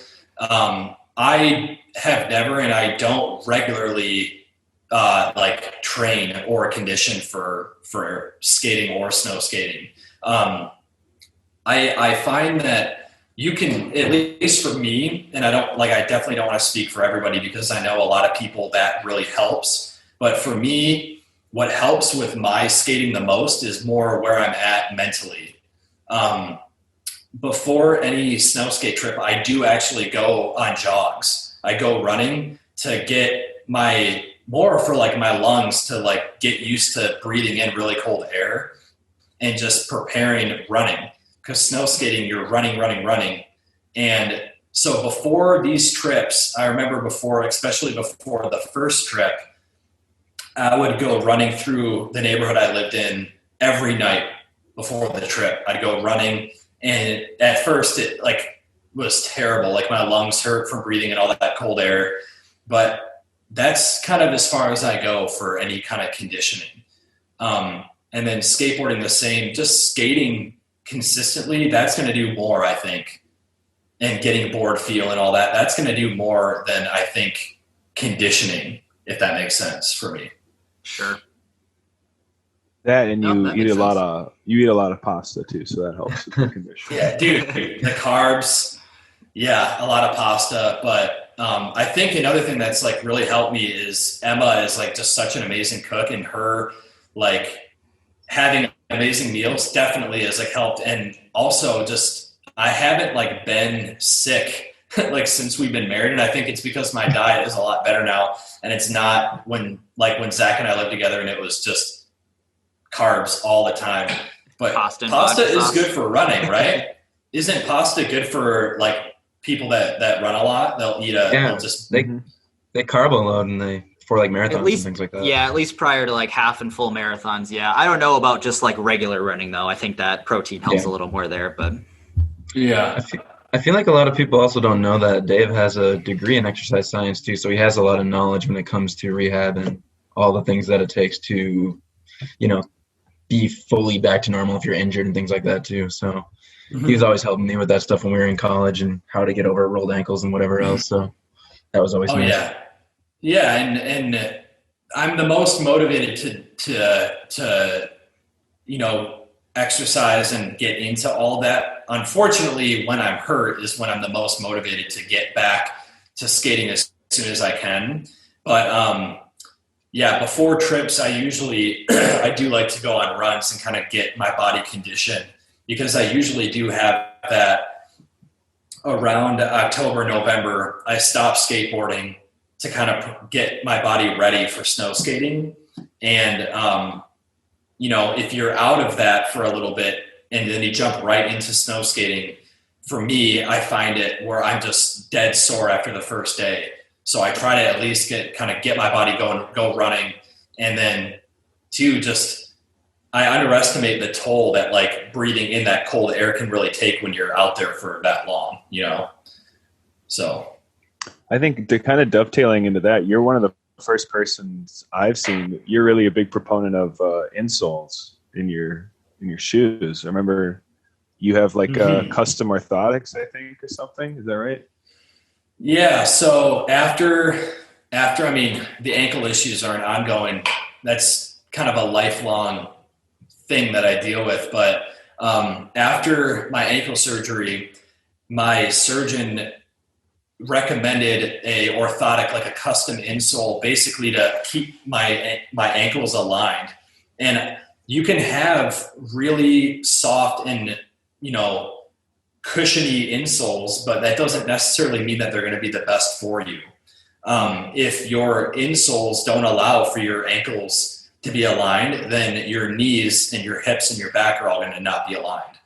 So most of the time, and we studied this in school too, most of the time when people have back pain, it's due to a change in the insole that they have in their shoe, or they'll need a little heel lift or something like that. But I never rock any insoles that are cushiony. I just have my custom insoles that last you a long time. They're expensive, but I just put them in whatever shoe that I'm skating in or working in, and that makes a huge difference. If your ankles are kind of misaligned, then everything's going to be off from there. So can you enlighten us on the brand or who you get them through? I'm curious now too, because I've been on the search through various insoles, and I end up just using the Vans Ultra Cush. I always come back to it. I've tried the Footprints; they're awful. Ultra Cush, like them, but right, yeah. I come back to the Vans Ultra has, and Vans does have a pretty decent one, and I'm blessed enough to get shoes from Vans, and I do take those out and I put my custom ones in. But I recommend to anybody who, if they're ever struggling with foot pain or especially ankle pain, go visit like an orthotic specialist, or go visit sometimes like at different shoe stores, they'll recommend like an orthotic, basically just a person that can kind of evaluate your foot and how it's different than, everyone's feet are different, and it all depends on your arch. So some people, if they have a really high arch, they're going to have a different insole than somebody who doesn't. They will take a mold of your foot and then they'll send it out, and then actually you'll get in the mail custom insoles. And I can provide you guys with the exact kind that I got. They were pretty expensive, but they should last, I think, like 10 years they last. But they're strictly to keep your feet aligned. It isn't so much the cushion, but it's better to have better aligned feet and ankles than a really cushioned shoe for impact, because you can have all the cushion you want, but if you're coming down and that weight isn't being distributed, if it's going through your body and you don't have the proper, I guess, backup to like compensate for it, then you're going to run into issues, and that's what I did for so many years. I would just pile up insoles to get more padding, but it actually was doing more harm. So it's more about the fit of your foot than it is about the actual support of the insole itself. So like, for example, I skate in my MTEs, the Dr. Scholl's Sport. I find that they work for me. They're a lot better than what came in the MTEs. I know Phil Moreau swears by them as well. So that even though they may be supportive, they may not necessarily be the best choice just because of the way that our feet, knees, back are structured. Yes, yeah, and people too, whenever you run or you're coming down, like impact, your arch will actually hit the ground. And I think that that's something that we don't really think about. And if you don't have something under your arch to kind of keep it aligned and to just take some of that, then it's all going through your arch and then through your, your ankle joint and then everything else. So I deal with it a lot more just because in skateboarding and for skating for 20 years now, I've rolled my ankles countless times, which contributes a lot to I can't even flip my board the same way that I used to. My ankle does not have the motion anymore to do a proper flick. And that's something that I wish I had. I think there were some comments, a lot of them that were like, where are the flip tricks? And like, dude, I'll leave the flip tricks to people who can do them good, because the way that I do flip my board, it does not look good to me. And I'd rather leave it to people who can do it proper. I love a good kickflip, just a really solid kickflip. I wish I had them, but like structurally, my ankles cannot even, they don't work like that anymore. So I kind of do what I can with what I got. Sure. I used to be, I guess, better at flip tricks, but it's become something that it's so difficult. It won't work anymore, Sure. So it's not that I don't like flip tricks, I do, but I can't do them. So I'll let you guys do them. Dave's kind of talking himself down. He's a pretty good tray flip, and I've seen before your ankle was probably at the point it's at now. You had some good kick flips in your youth too before your ankle got so destroyed. But yeah, I don't know what it is about like my tray flip, but my feet almost touch in the air. Like I don't know why, but I love a tray flip where, it's like, and I don't know, like when people catch it with like their back foot, but something about my tray flip, I don't know. Looks strange to me. I'd be a lot of things. Well, thank you, Zach. All right, let's wrap up the fan questions. Couple honorable mentions. Dewicki asked, can he kickflip? There's your answer. David Ryan Engerer asked, why doesn't he flip his board? Kids are just hating. He said that? M.A. said, why is your wife so sick? I am so Thankful for just everything about my wife, but mainly just her support in what I do. And, Emma, her family, she's always grown up around skateboarding. And her dad is just, it's funny because right when I met her dad at the same time, and I just saw them skating a quarter pipe together. And I had never even seen that, like a dad and his daughter skating. And what I love is just she's grown up around it, and she understands the culture, and she understands that there's a difference between, skating. There's two types of skateboarding, and the same with like snow skating. You can be only going to skate parks, and that's great. But once you start trying to push yourself and bring that out to actually street skating and all that, it's just a completely different thing. And that was something that right when we met, it was just right there. And she loves snow skating, especially not even being around it. Moving up here, she is so stoked. And we're hoping to film a part of her. We have a few things from the years past, but yeah, there'll be a part out there for one time. Sick. Yeah. For people that don't know, Emma is from Texas, so she had never seen snow prior to last year. So. Yeah, I think it did snow in Texas, like a little bit here and there. They'd get like flurries, and I think maybe one time she's been in it, but not actually, enough to ride in. And yeah, the first time, I think it was last December, we woke up one day and there was just enough out there to ride, and like she has just right away like loved snow skating. So yeah, we're hoping to get out there a lot this year. We want to go to Canada again, but I don't think that's going to happen just with the borders and everything. But we had a good time when we went out there last time. For sure. Cool. Let's jump into our not so rapid fire topics. First topic, your snow skate setup. What board are you riding? Grip, shoes. Hey, Emma. Hey guys, everyone can hear me. We just talked about you. Oh. Got a guest appearance. Look at this. Okay, so Snowskate setup. Currently just standard 8.5. I like my shape a lot. And I love, last episode with Josh, you guys talked about the Tundra grip. And I wanted to touch on that. I love the new Tundra grip. Okay. I know that it's really intense, and I do understand that if you wanted to do certain flip tricks, I could see how that would really be difficult. But right now, I just have all the new Tundra grip is what I have on my board. And I cut my pieces up I should have brought it in here to show, but I like having it just be lines of grip so that when you ollie, it's kind of catching on the way up.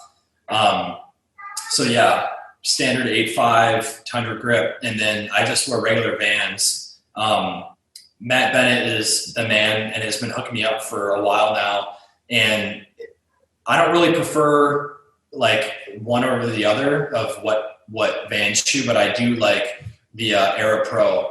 I like those a lot. I have tried the MTEs before. I think that switch front board in Minneapolis, I was wearing those, but they were too rigid on the inside, and it actually was cutting my foot that whole time. I think Phil Smodgy bought those off of me, but I love the more grip that I can get, the better.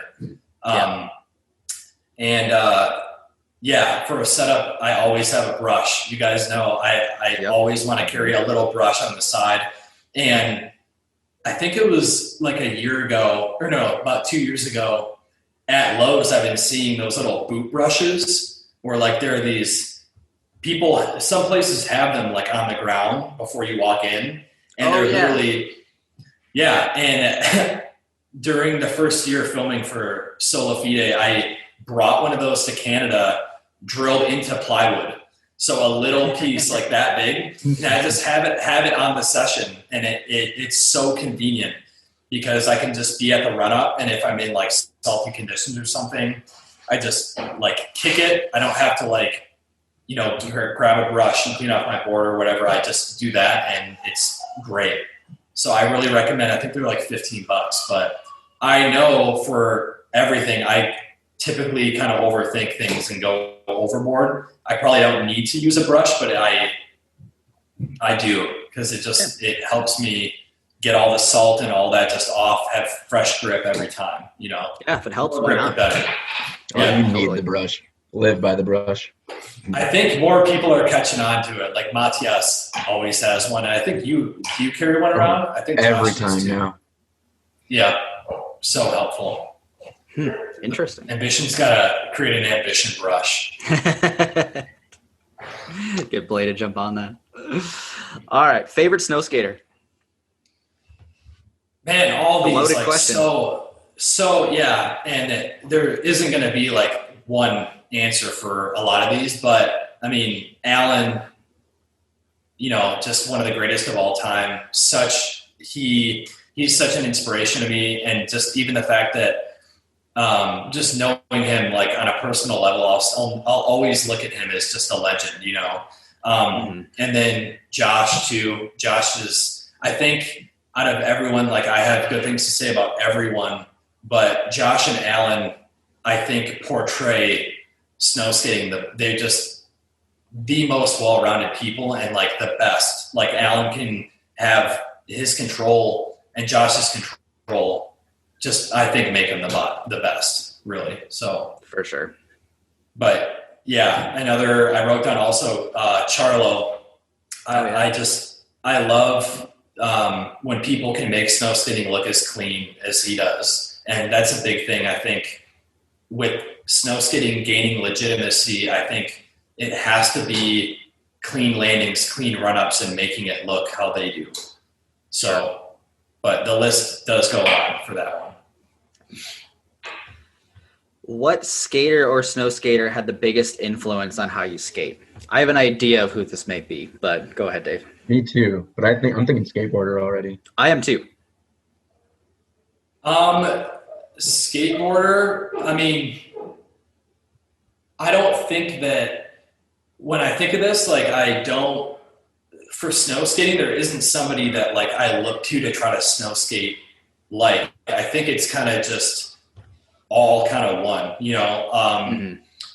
Recently I've been like really stoked on like Elijah Burrell is definitely a big influence. I love how he skates. Tom Knox, I'm a big fan of Tom Knox. And then obviously Dylan was a huge influence to me, just how his tricks were very, very simple and done well. And that's the skating that catches my eye the most. Kind of what Josh was talking about. I think less is more. I'd rather see somebody do a really, really good 50-50 or a really good kickflip than a kickflip 50-50. You know, I'd rather just see that done right. Snow skater, I will say, like, Alan definitely being around Alan for the first few years of me being on the team, he kind of showed me, I learned a lot through him of just prepping spots and what battles to choose. You know, he really influenced how I snow skate, but skateboarding shapes how I snow skate the most, you know, so I'd say those are some of my biggest influences. Zach, what was your guess? I was going to guess Dylan and Jeff Rowley. Dude, okay. Yeah, I don't know how I didn't say Raleigh. Like Jeff Raleigh has always been, no matter what, my favorite because he is just 100% skateboarder. When I look at the greatest video part of all time is Jeff Raleigh and Sorry. It's just the most raw video part. And like, I love how they just include, like they have him, I don't know, like 180 nose grinding Wilshire, and then they have him like racking a rail, like while he's warming up. And it's just, he's so raw and he definitely has shaped everything. Like in my skateboarding, I love even how he's filming now. Like he's just his motivation of him still filming video parts, even if he isn't, you know, grinding kink trails, he would go and do that with a tripod by himself. And he'd just do that. And I think that influenced me a lot. Leo Romero, who that's what I was going to say. Yeah, Emma and I just had the awesome opportunity to host pretty much the whole foundation and toy machine team at our house. And I've always been a big fan of like Leo and Dakota. And then Jeremy Liabres is another big one. But getting to know them, you know, personally and having them here and just witnessing Leo in person just grind the biggest rail in Kalamazoo was incredible. And like, I love just how, like in their skating, but especially Leo, they can just do a long 50-50 and that is like timeless. You don't have to add anything else to it. In skateboarding and snow skating, just the basic, a long 50-50 on a rail, to me, I never not want to see that. It'll never go out of style. And it is kind of just timeless, you know? Right. So, yeah. All right. Next question. You kind of touched on this with favorite snow skater with Josh and Alan, but most talented snow skater on earth? Probably Josh. I think we all agree. Yeah, it's a good answer. Favorite video / favorite video part? I love Nick Stefani's part in True Color. That's one of my favorite parts. And then I also wrote down like everyone's part in Saba was so good. Like Jensen's part especially. Jensen's part in that video was just like the song and then the trick choices and everything. That was really good. I really like your part, Zach. Just like the tricks you chose to do were like everything that I want to see. And I would rather see a shorter part like that than a really long part that's just, I don't know, like less is more, kind of how we were talking earlier. So I really liked your footage in that. I think everyone in Saba, that everyone had a really well-rounded part, I think. But standout, I'd have to say, like Nick Stefani's part and then Jensen's part in Saba. Nick Stefani in True Color, but those parts really show snow skating, like every part of it, I think. Yeah, those are a couple of great parts. Favorite trick to do? Favorite trick to do? Probably just there's no better feeling than a long 50-50 or a tail press. Like I love tail pressing a round rail. That is the best feeling. I also love to, recently I've come to like shove it nose presses. I think I was with you, Eric, the first time I ever did one on like a little flat bar, but that is just the shove it. Like when you do a shove it, you kind of catch it with your front foot anyways. And yeah. I've been, every time that I've gone out lately, I've been trying to do them like on curbs and they just work. When you shove it and you can just land, it comes right to your feet for a nose press. So that one feels pretty good too. Got it. Where were we when you did that with me, Dave? I don't remember that. We were at a little park, with like, it was like a prefab park. They have a curb rail there, I'm pretty sure. And the St. Louis Park skate park. Yeah. Yeah, but I remember I learned, a shove nose press, when you're in the air with the shove it, it just seems to already be ready for a nose press. So I did one there, and then I've done them on little things here and there, but I wanted to do one on an actual handrail, but I couldn't really find one until recently when I did it on that one. So such a sick trick. Yeah. Thanks. Favorite trick you've ever gotten? Dude, another one, like, so hard to answer, but favorite trick I've ever gotten, I think Pontiac 14, the big spin front board was a huge accomplishment for me. There was a whole battle to that, just going back multiple times, driving 2 hours there, 2 hours back, 2 times, I think. That one was such a relief getting that. The gap nose press is probably one of my other favorites I've gotten. And then probably the wall rail that we talked about earlier. Those were some of my favorites. When I did back 180 on Big T at Hart Plaza in Detroit, I had to work really hard for that one. And these will kind of come up when we talk about some of the, tricks I had to work the hardest for. But I think the big spin front board is probably what I'm most proud of, I'd say. And then I think a big reason for that is it was getting near the end of filming for Saba, I think.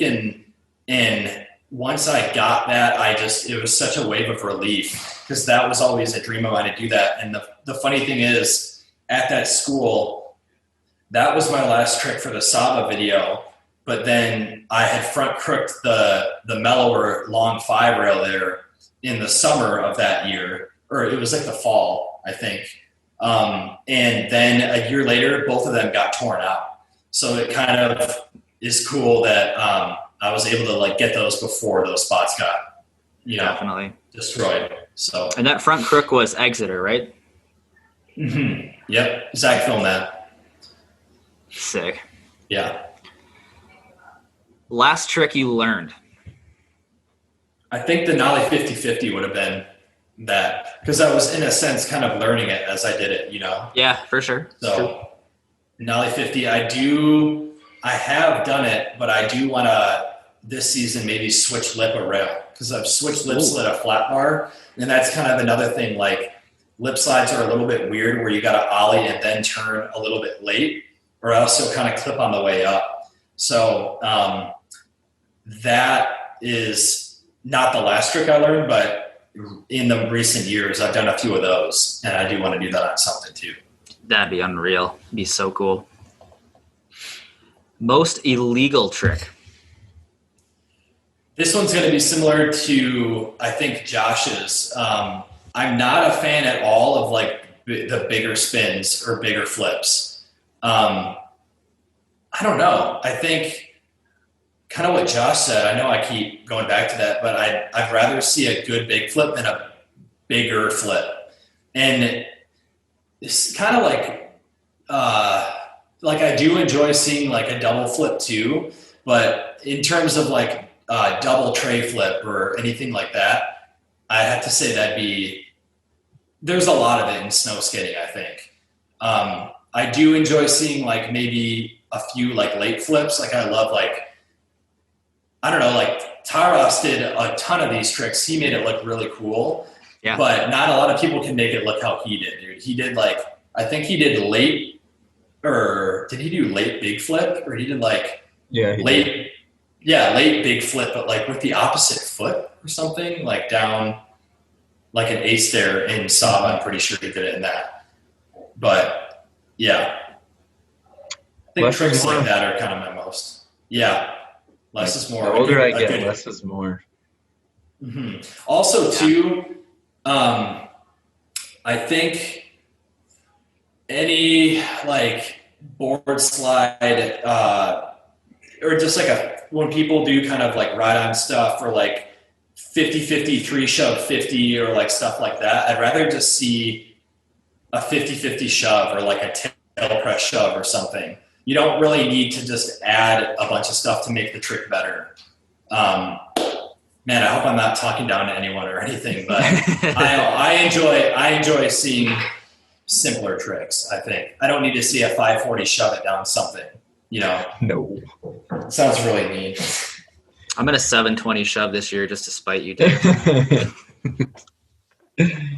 Got to get those point values up, you know. Yeah, that multiplier, you know. All right, hardest trick for you personally, Dave. Probably any flip tricks, man. Sure. Like, flip tricks are very difficult. Fakie too. Like I think I've tried at a few spots. I've tried to get a fakie tray, but just I cannot ride fakie. I've been wanting to do also like a full cab. I thought that'd be really cool to try to do one, but that's the hardest for me. Fakie. Oh, they're possible, Dave. I think you've done one, right? Yeah.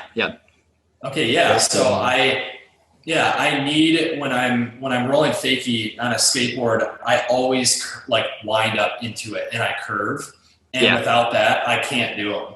But like like a fakie tray is a little bit different where I've been able to do those without. I've done one on flat on a snow skate, but I'd say anything fakie is so difficult. And you and Alan are kind of the only ones I've really seen go fakie, because I know Alan has done some too, but you're kind of the head of that going. Well, Germ has done a lot, and then Josh has done some fakie stuff too. Yeah, that's right. Jeremy. I was gonna say, would you go on record and say that fakie on a snow skate is harder than nollie, and put Eric in his place, because he doesn't seem to agree with me. I completely agree, because there's no way that I could roll like that rail on Ollie 50. There's no way that I could even make it to the rail ready for that.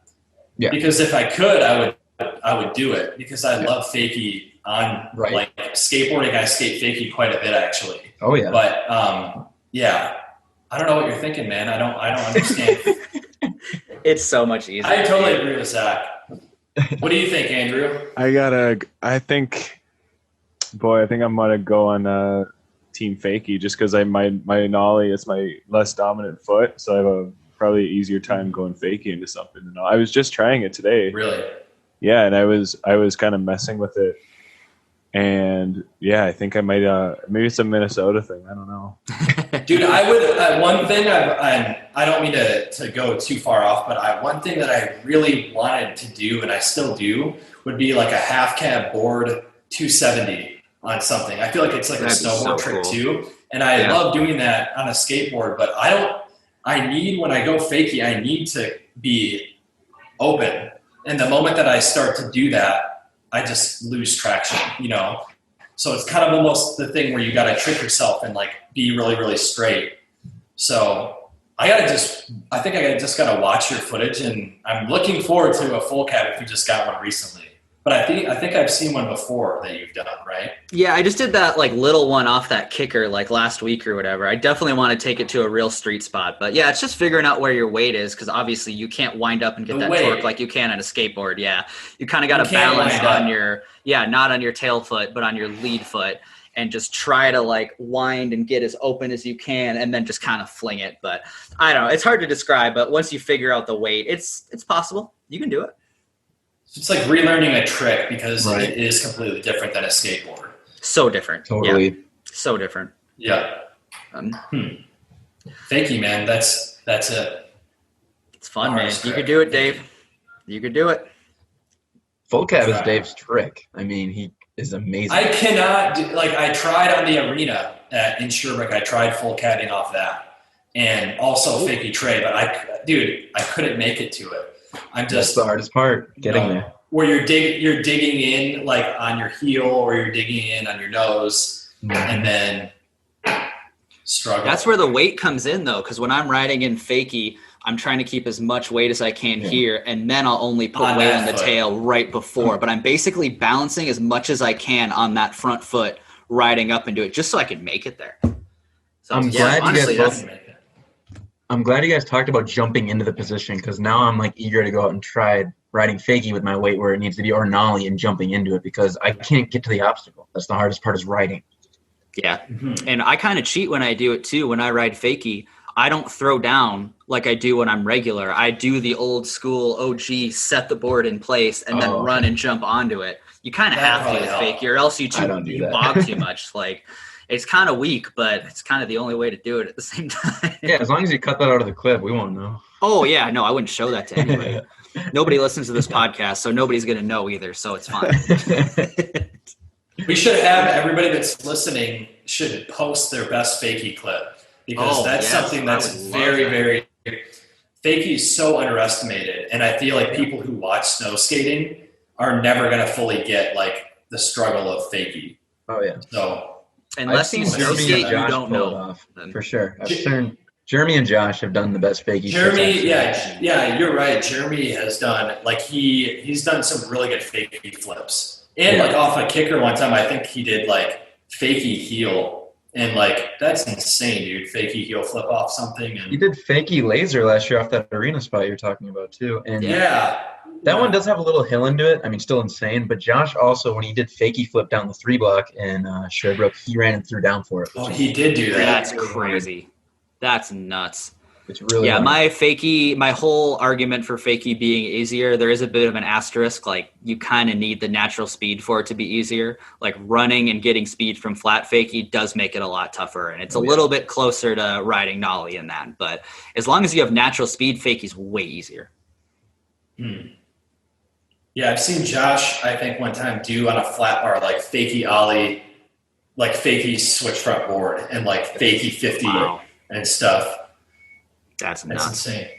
That's nuts. Josh's name gets brought up a lot his name's getting brought up a lot. For good reason. All right, Dave, the one trick that got away. There's a lot of tricks that got away, but I will try to keep it short. I think during Sola Fide, I tried tail pressing that 14, or I think it was 14. I could tell you. Yeah, I tried that because I knew I could, and I 50'd it a few times, and that's what I really wanted there. And then that was an example of me not feeling confident enough. That's why I kept 50'ing it over and over. But then I was very nervous to tail press it, because it was one of those rails where when you're at the run-up, you just see the first foot of it. and it's just straight down. And I rolled up, and I kind of just thought, like, I'm wasting their time right now, and I just need to do one so that I can say that I at least tried. And it could be first try, because in the past, a tail press is really, there's not much to it. You're just 50-50 with a little bit of pressure. And yeah, I missed, and then kind of like bodied the rail, and then jammed my foot or my ankle on the last step. And that was only like the third day of the trip. So is that the one that you tacoed in the rough cuts? Yeah, that one. Okay. So I really wanted, for this part, I don't think I have a tail press, and I really wanted one for this part. I wanted to do a long, mellow rail, because I feel like I haven't really seen that yet. Kind of like the arena 50-50 in the beginning. If I could get a tail press like that, that'd be really cool. That'd be incredible. So yeah, that one. And then long ago, I was trying tray flip lip slide on that 8 stair I grew up skating. And there were a few times when it was like me and my homies that I grew up skating with, or snow skating with, that I slid perfect tray flip lip slides on it. Like, I got into it, like, probably slid like 3 or 4 of them perfect. And then when Blais and everyone came here for the first Ambition trip that I hosted in, this would have been 2010-11, that year.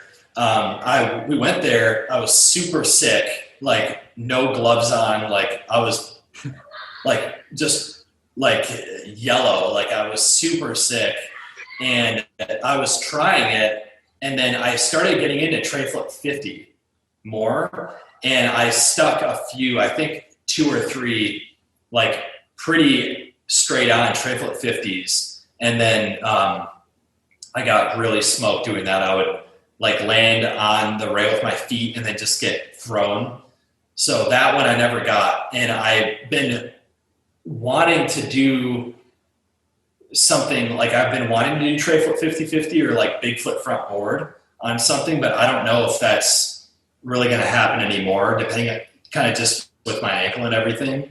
Yeah. But those two, I think, are what come to mind for tricks that kind of got away. That would be Buck. Someone needed. I know close that. To it. I know that. Yeah, I remember that. You're close. Man, trick you worked hardest to get on a snow skate, Dave.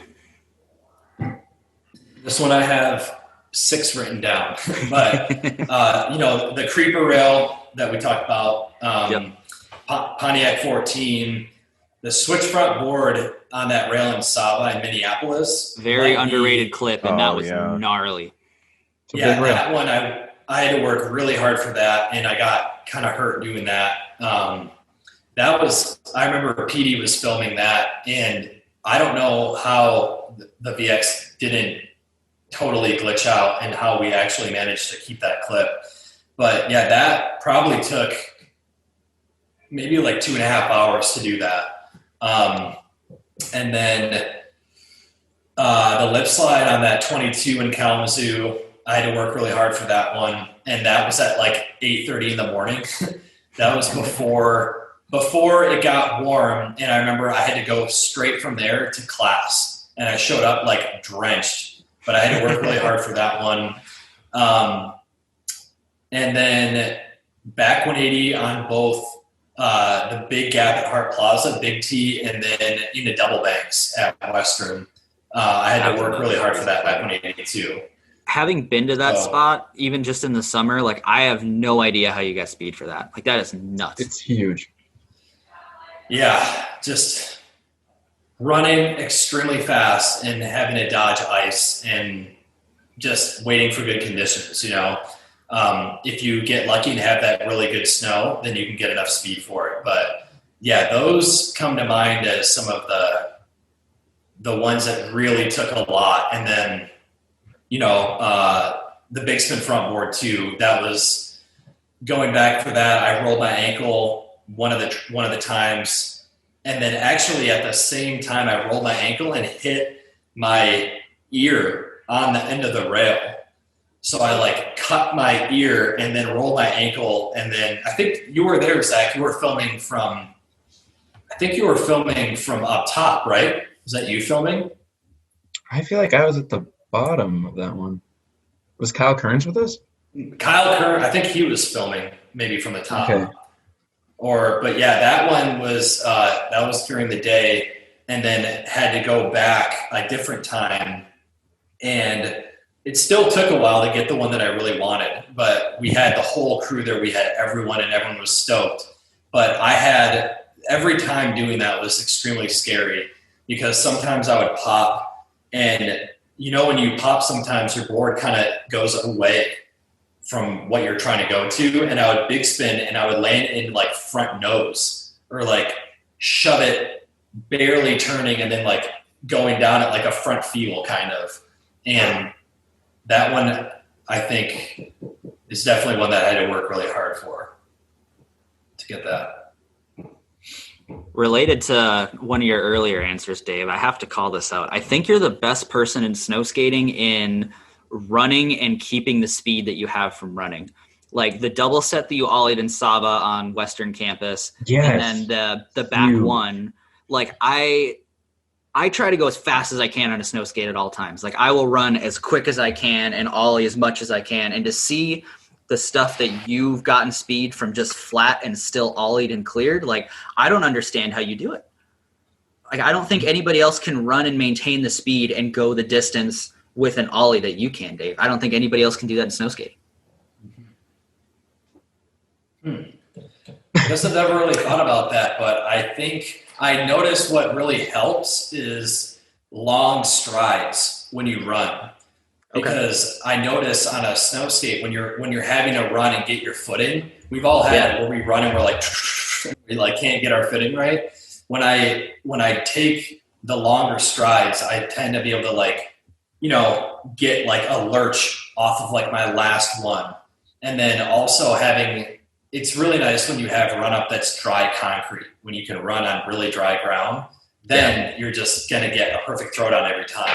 But when you're running on ice or running in the snow, it can be a struggle, but I appreciate that. That's nice. No, that's something I've noticed. I don't know how you do it at some of these spots. It's sick though. Love it. I really enjoy and like want to find more spots that are like a gap to rail, because I want to have more of that like in future parts where like a 10 flat 10 or something that I can gap to, because I love the feeling of being in the air for a long time and then like being above the rail, and then from there you can kind of just do whatever. But I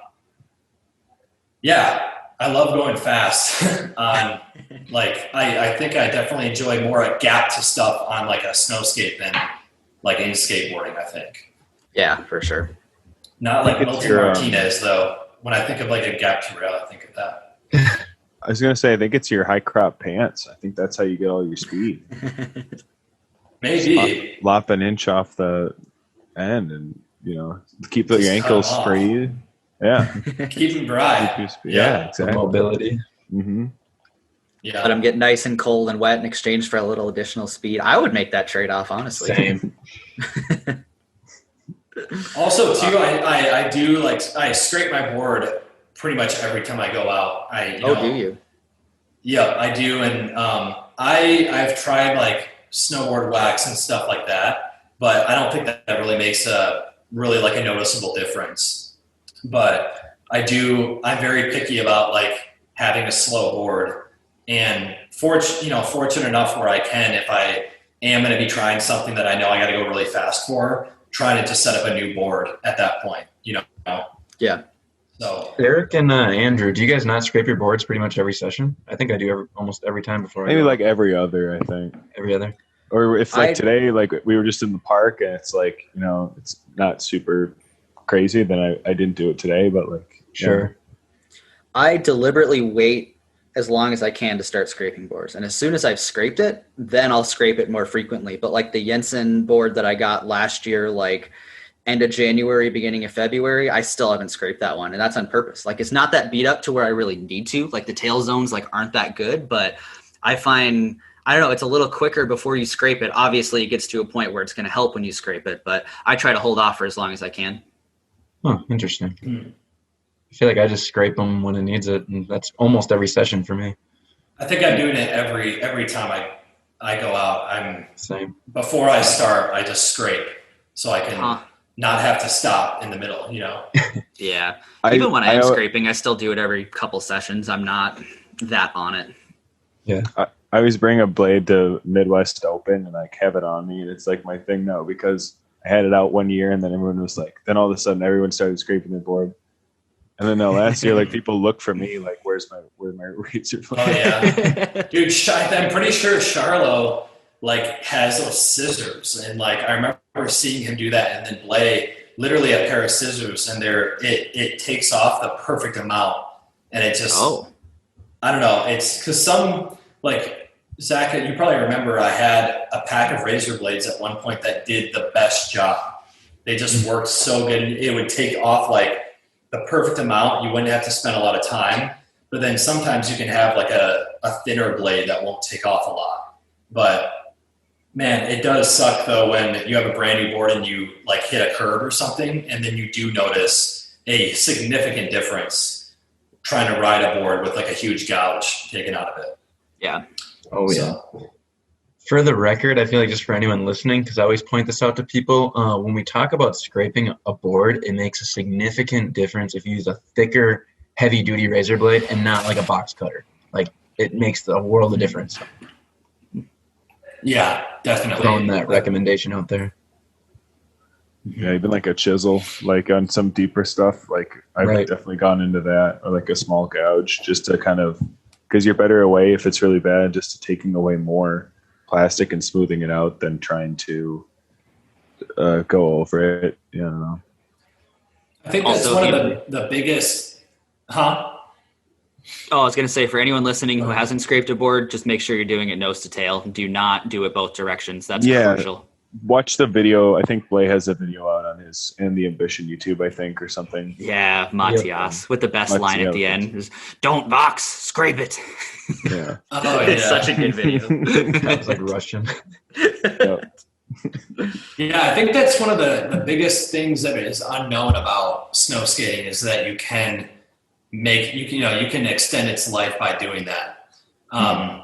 It's funny because I kind of like brought it up briefly before, but I did at one point, I was trying to design a scraper and a brush like tool for Ambition at one point, and it never went anywhere. My brother, who's an engineer, we were literally got one 3D printed, but it just did not work at all. But it was basically a tool that had a handle, kind of like a pistol grip, and it had a cup, like a wire brush cup, that would basically serve as cleaning off your board and then your shoes. And then it also had a spot on the bottom to put a blade into. So my hopes were to, you could carry it with you, scrape your board, and then keep your board dry and brush off your board. But it was way, way harder than, I thought it was going to be. And then also selling a product to kids that has razor blades and stuff like that was also becoming kind of weird too. So I still love that concept though. I think it's such a great idea. It's funny, the other day, I was with Dan Burgeon, and he said something like that. He's like, man, I need to make like a multi-tool. I should make something. And I was like, actually, Dave was trying that for a while. I don't know why I didn't go anywhere. I think it's a great idea. I think like it'd be cool with boards if they came with a brush and like maybe just a little instruction on how to kind of do that, because it'd probably help some people at least, because I know that other people struggle with dulling out a board if they're hitting a street spot or something like that, I mean, I get asked that question frequently. I can't imagine how many times Alex gets asked that about board repair or just any little tricks and tips. So I feel like the tool that you're making is still a phenomenal idea. I hope it can happen one day. Yeah, it was called the Ambition Skate Scrape. That's what it was going to be, but never ended up happening. Damn, that would have been sick. Someone will do it. I like it. All right, favorite snowskate community event, whether that's a trip, event, something else? Dude, I'd have to say the first Saba trip.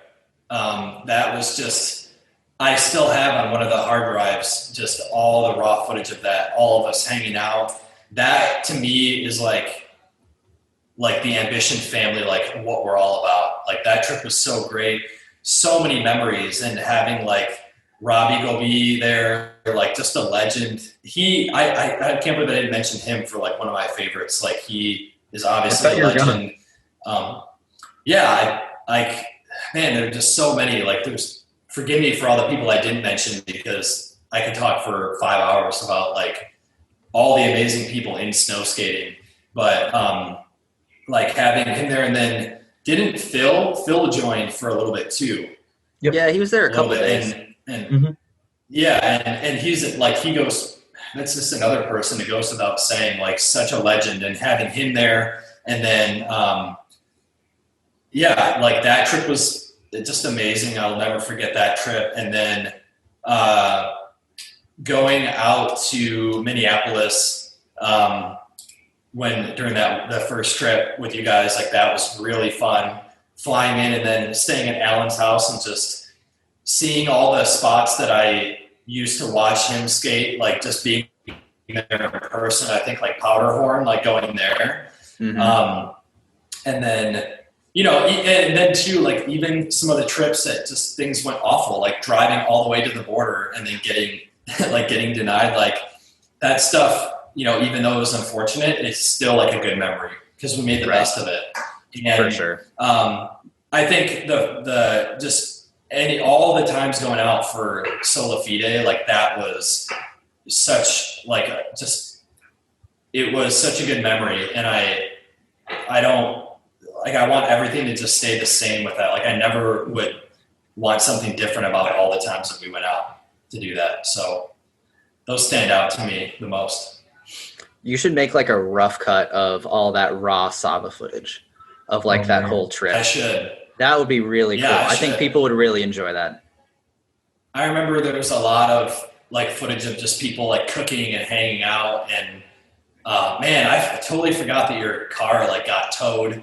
And then sucks. What is with like snow skate trips and then cars getting towed? Because it happened to Josh. It happened to Josh at one point too. It happened to me too on that trip. Jeez, on that trip? Yeah, me and Josh's cars both got towed in that Madison trip. Oh my gosh! Yeah, and it rained the whole trip. Yeah. Jeez. All right, we know you skateboard, but do you snowboard at all, Dave?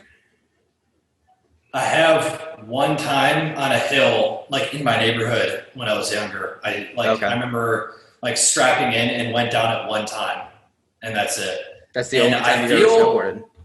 That's the only time, and I feel like snowboarding is just like sketchy. Like once you're going down a hill, going super fast, it just feels like, I don't know. Like I feel like I just see a lot of people getting like really hurt snowboarding, but I'm sure that they kind of think of snow skating as the same. But also too, just the thought of like hitting a big rail or something, if you clip on the way up, you're kind of like done for, like you clip and then you're just like tangled up. Or like if they're going down a rail and then, we've all seen it, like they're going down a rail and then they have to jump back into the stairs, and it's just, really sketchy. So snowboard bails are the worst. Like there's no bailout. There's nothing you can do if you like miss your target for whatever you're doing. Like you're destroyed. Mm-hmm. Or they're like doing a 540 off a parking garage and then they're just in the air. Like, okay. But dude, I love snowboard videos. Like I love, like Joe Sexton, I'm a big fan of him. And while filming for Saba, when we were in Detroit, when Alan did that gnarly shove it tail grab over that death drop into that bank, like Scotty Arnold and a few other people were there. And I think when we were at the beach in Kalamazoo, Joe Sexton was there. I'm pretty sure. Like they were on a trip in Kalamazoo, and I don't keep up with like a lot of snowboarding, but I do watch some part. Like when he drops a new part, like I definitely watch it. Because they're gnarly, dude. And the stuff that they build is just, I don't even get it. Like, I don't get how you can build a kicker or a wall ride like as big as a house. It's just they put in so much effort. It's awesome. Yeah, it's wild. I was just watching the Vans Evergreen video this morning, and yeah, it's insanity. It's nuts. Is it a new video? Yeah, I think they just put it out like a week ago. I don't follow snowboarding that closely either. It just popped up on my YouTube, but yeah, it's pretty gnarly. Been meaning to watch that. Keeps getting recommended. Yeah, it's good. It's worth it. All right, Dave. Worst bail snow skating. Worst bail. I think on the switch front board, I had one that was pretty bad where I just stuck stuck and then I flew back and then landed with basically my knee or my leg bent over the rail and then just full into the ground without any arm. I couldn't catch myself and just that one was pretty bad. Yeah, you got bodied. I got bodied on the lip slide down that 22. One of the times I got into almost like a front tail and slipped out and then got bodied. One of the, that try on the basement front board where I kind of hit the rail with my ear and then roll my ankle too. And then I think I have rolled my ankle a few times just right before trips too, that it just put me out for a month, half the season.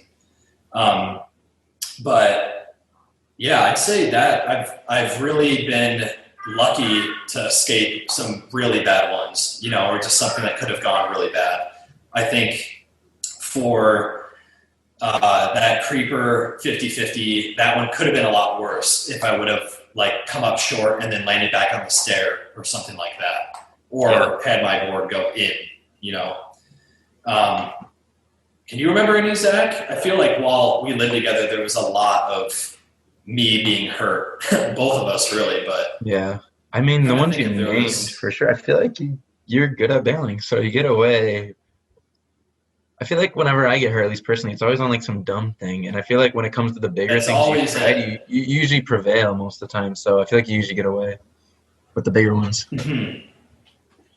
Yeah, I think that's another reason why I strive to go as fast as I can. So if something does go wrong, then I'm cleared. I've just jumped down onto stairs too many times and done that where you roll your ankle off of a stair, that I just try to avoid that at all costs. So maybe that's why I run so fast. I'm just scared of getting hurt. I just want to fly by it. Yeah, I think that those are probably some of the worst falls I've had. On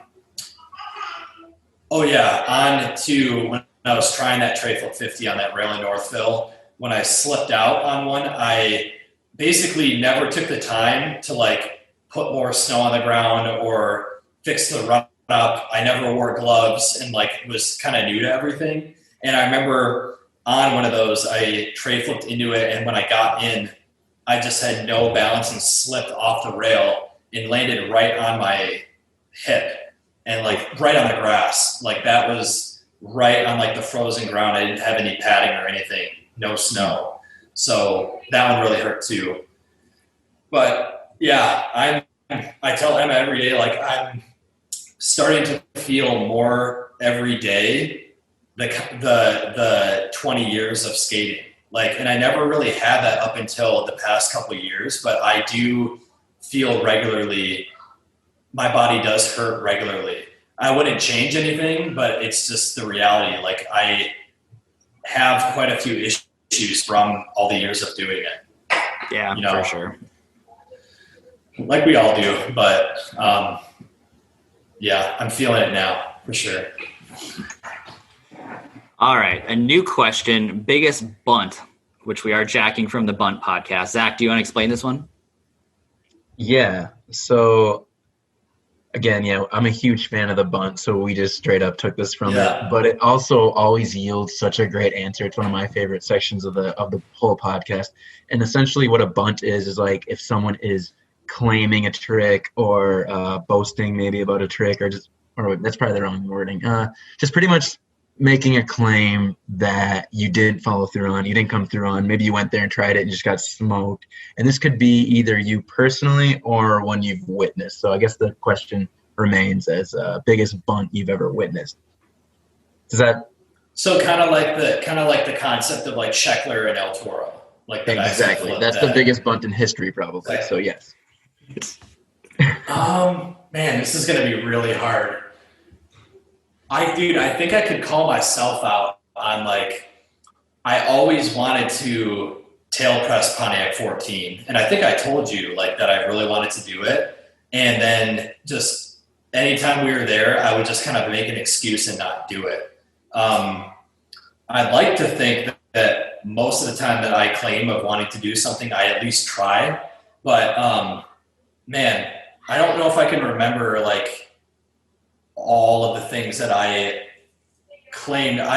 So during Sola Fide, Blais showed me, and this is still open to anyone. I want someone to go do it. But in Montreal, there's a rail. It's a 10 flat 10, but 2 rails like this. And for that part, for my last trick, Blais would always send me a picture of that spot to do 50-50 gap 50-50.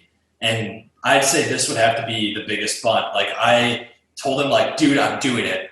Like I'm coming up there. And I, even when we were talking about spots, I said, like, even if I only got that, which we'll get, then I don't have to get anything else. That'll be worth it. And dude, we got there and it is insane. Like the rail, the second one is higher than the first one. So you'd have to 50 kind of like ollie high to 50. And, when we got there, there was no excuse except me just being too scared to try. The conditions were fine. It was perfect, but we went there and I just couldn't do it. But somebody can, and that's justifiable. Rightfully so. Yeah, I mean, dude, it's so gnarly. It's not the kind of thing that you can bail to, because whenever somebody could bail, but when I do 50-50s or really anything on a rail, if it's front side, I never get on and jump over. It's pretty rare that I do that. I like jumping back to my heel side. So on that, you literally would have to go for it. You'd have to be 50ing a 10 stair and then ollie sooner than the end up to another rail. And all I think about during that is, coming up short on your ollie, and then you're fully committed. So that'd probably be it. And I am waiting for the day that somebody does that. It'd be awesome. I'll get you guys a picture. So gnarly. Yeah, I want to see this. Very gnarly. Little Silas really Baxter Neal. When I think of that, another thing that I wanted to do, kind of unrelated, but what I wanted to do for this part was also find a double kink. And I think Chase Webb, in his most recent part, did this where he hit a double kink, but went down and then ollied over the kink and then hit the next down. And that's something that I want to keep an eye out for, but finding a rail like that would be kind of hard too. But I'd say that, and then one more comes to mind. I do, and have talked about it, doing switchboard slide on that one rail in Sherbrooke with the arch over it that Jensen backlipped. Oh, yep. It's and we went. Yeah, that was another thing. We got there, and I was thinking like the rail is super low. I could just play around and hop onto a switchboard. And when we got there, immediately I'm like, dude, I can't switch. I don't know. Switch backboard is way different because of just. You know what I mean? Like when you're trying to roll up switch backside, it is a little bit weird because you want to tend to tic-tac into it or lean. But then the moment you do that, you start to kind of curve. And I don't think that I could do that, but I was very confident that I could. So, yeah. I was saying that the other day, I don't think that trick's been done on a snow skate, or on a handrail on a snow skate, excuse me, is a switchboard. Switch front board's been done a couple times, but no switch. That'd be awesome. Like, and like Josh doing switch 50, like that should be reposted for sure, because that was definitely a first, right? I think it was a first. Yep. Yeah. Oh, yeah. All right, Dave, time to start hating. Worst style in snow skating. I can't do it. Worst style. I was thinking about this one, and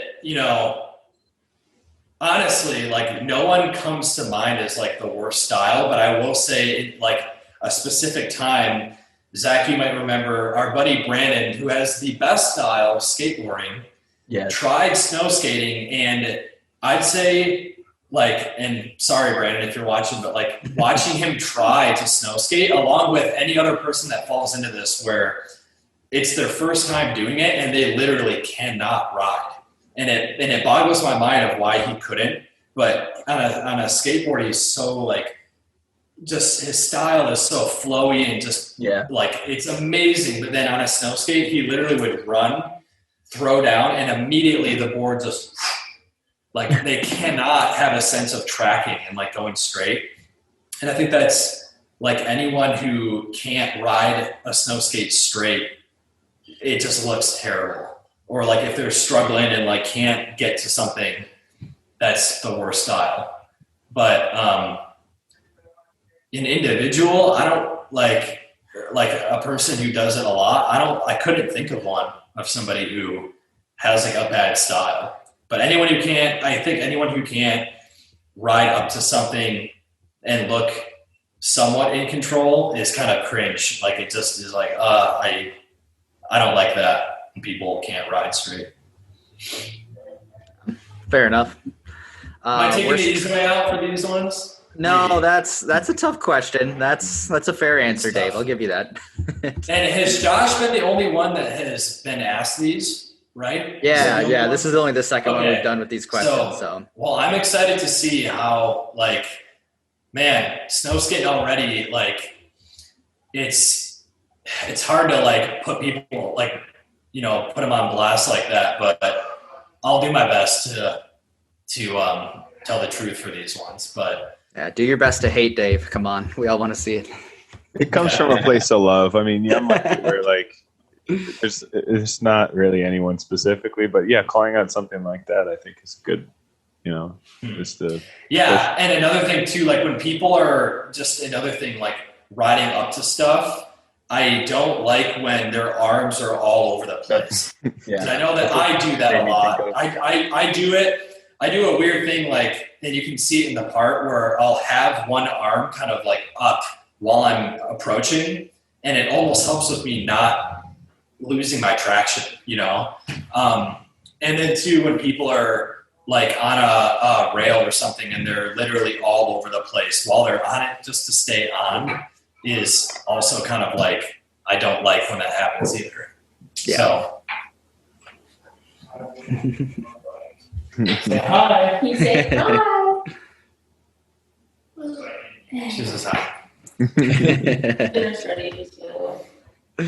No, that is not our baby. We do not have a kid.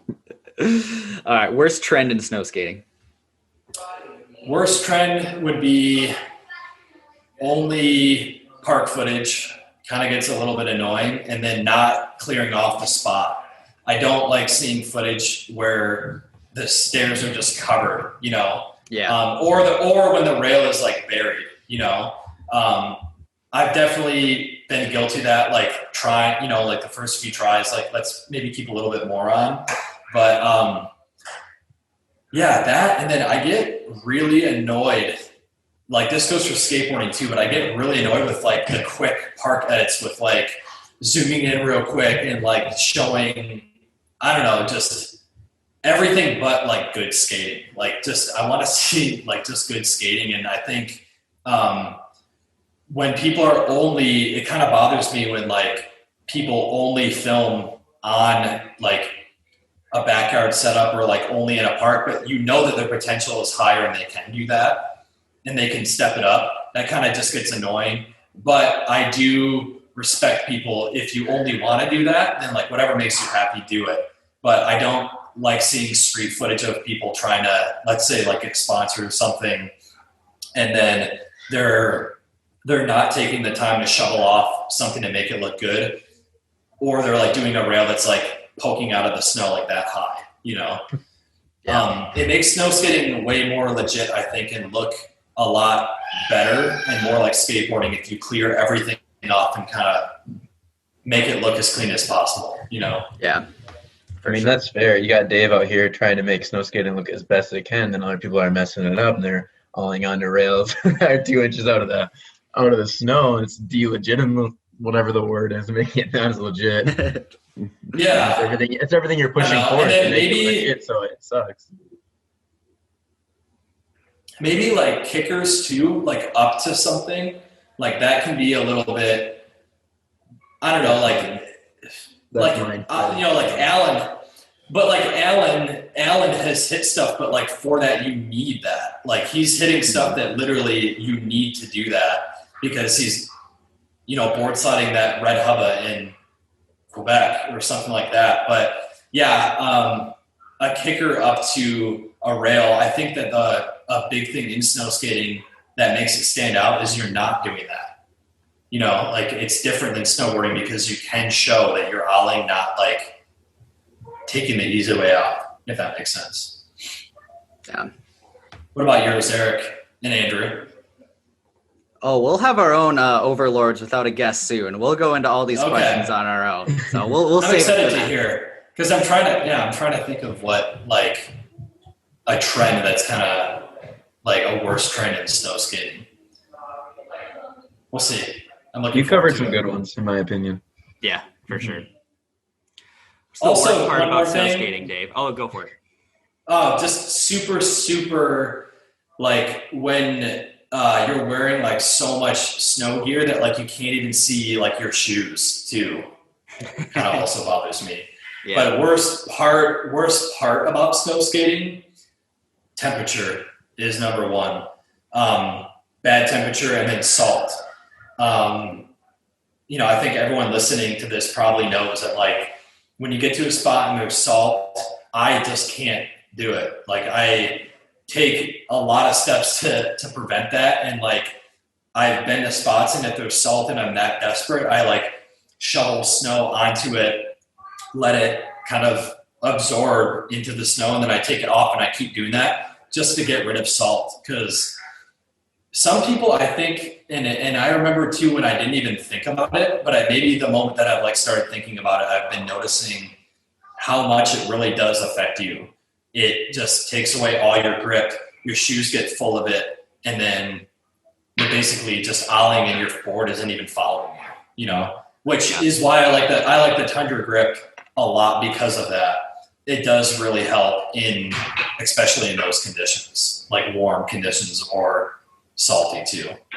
It's bad for the environment too, which like when people over salt, it makes me just so mad. Like so bad. Yeah. It's super mad. Yeah. And then, sometimes like no matter how much you try to get rid of it too, it just is gonna be like, you'll go to a spot and there'll be literally like a chunk of salt that big. And it looks like they only dropped that there. Yeah. That just makes it awful. And then, getting packed in your shoes and then it slows you down too. That is something that I just can't deal with when I snow skate. Salt kills.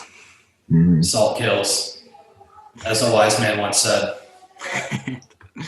Who is the last person you want in the session, Dave? I think the last person I want is anyone who just won't help prep the spot. I think that's probably my biggest pet peeve is just someone who won't help make it, I guess, easier, you know?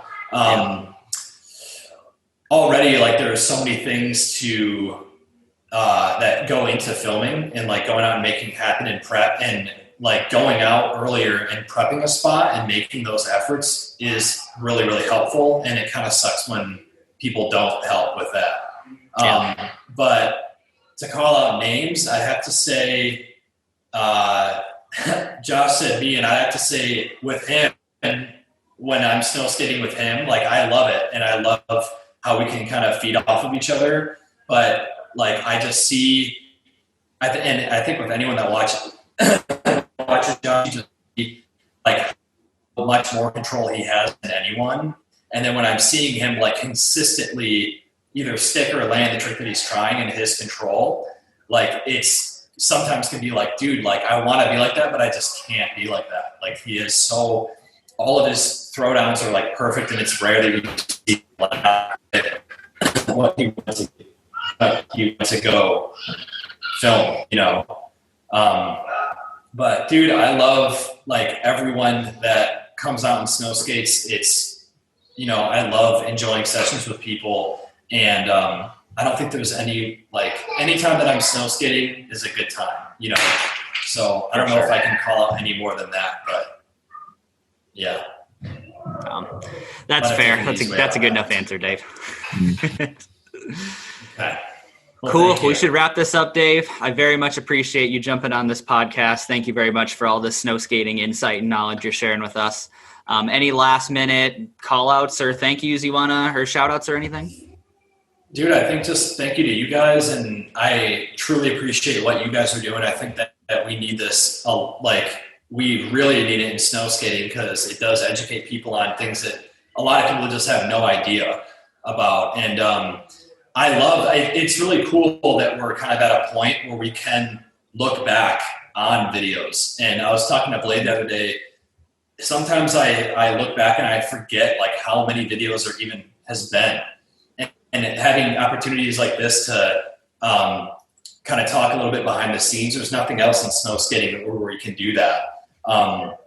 And I really enjoy watching, you know, the process of people's parts and like rough cuts. I enjoy that sometimes even more because I can see everything that goes into it.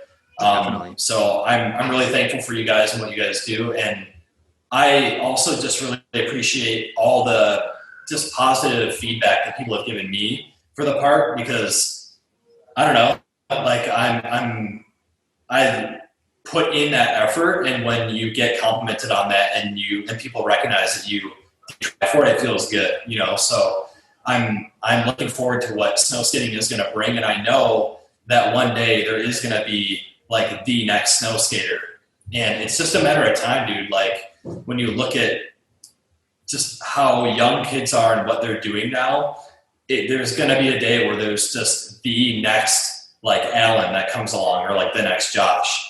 And I hope that what we've done in, you know, the videos that we've made, I hope that can contribute to that and get them stoked, you know. Future generation, man. I'm looking forward to it. For sure. Yeah, especially with all the kids coming up this year and how good Snowskate sales have been. This is it's an exciting time to be in snow skating. Everyone every day is asking me like, dude, where can I get one? And like, it has been like, I think the best year in terms of like sales, and then also just exposure. And huge shout out to, you know, to the Barracks for believing in us. And I think there's going to be a lot more with them in the future of them, you know, showing also too. There have been talks of kind of another video like 10 to kind of highlight stuff in the past that does kind of get buried and forgotten. I think that now that all these eyes are on snow skating, we need to be showing that stuff, because so much of it is like so epic. So I'm looking forward to, you know, snow skating continuing to just be more received, because it is now, I think, earned its like legitimacy in the industry and everything. So stoked to be a part of that, dude. And I'm thankful for you guys letting me rant on about some stuff tonight. Dude, thank you for the kind words to us, and thank you for joining and ranting. It's very much appreciated, Dave. We love to hear this stuff. This is awesome. Yeah, thank you very much for joining the podcast. And if you're listening, thank you very much for listening, and go snow skate.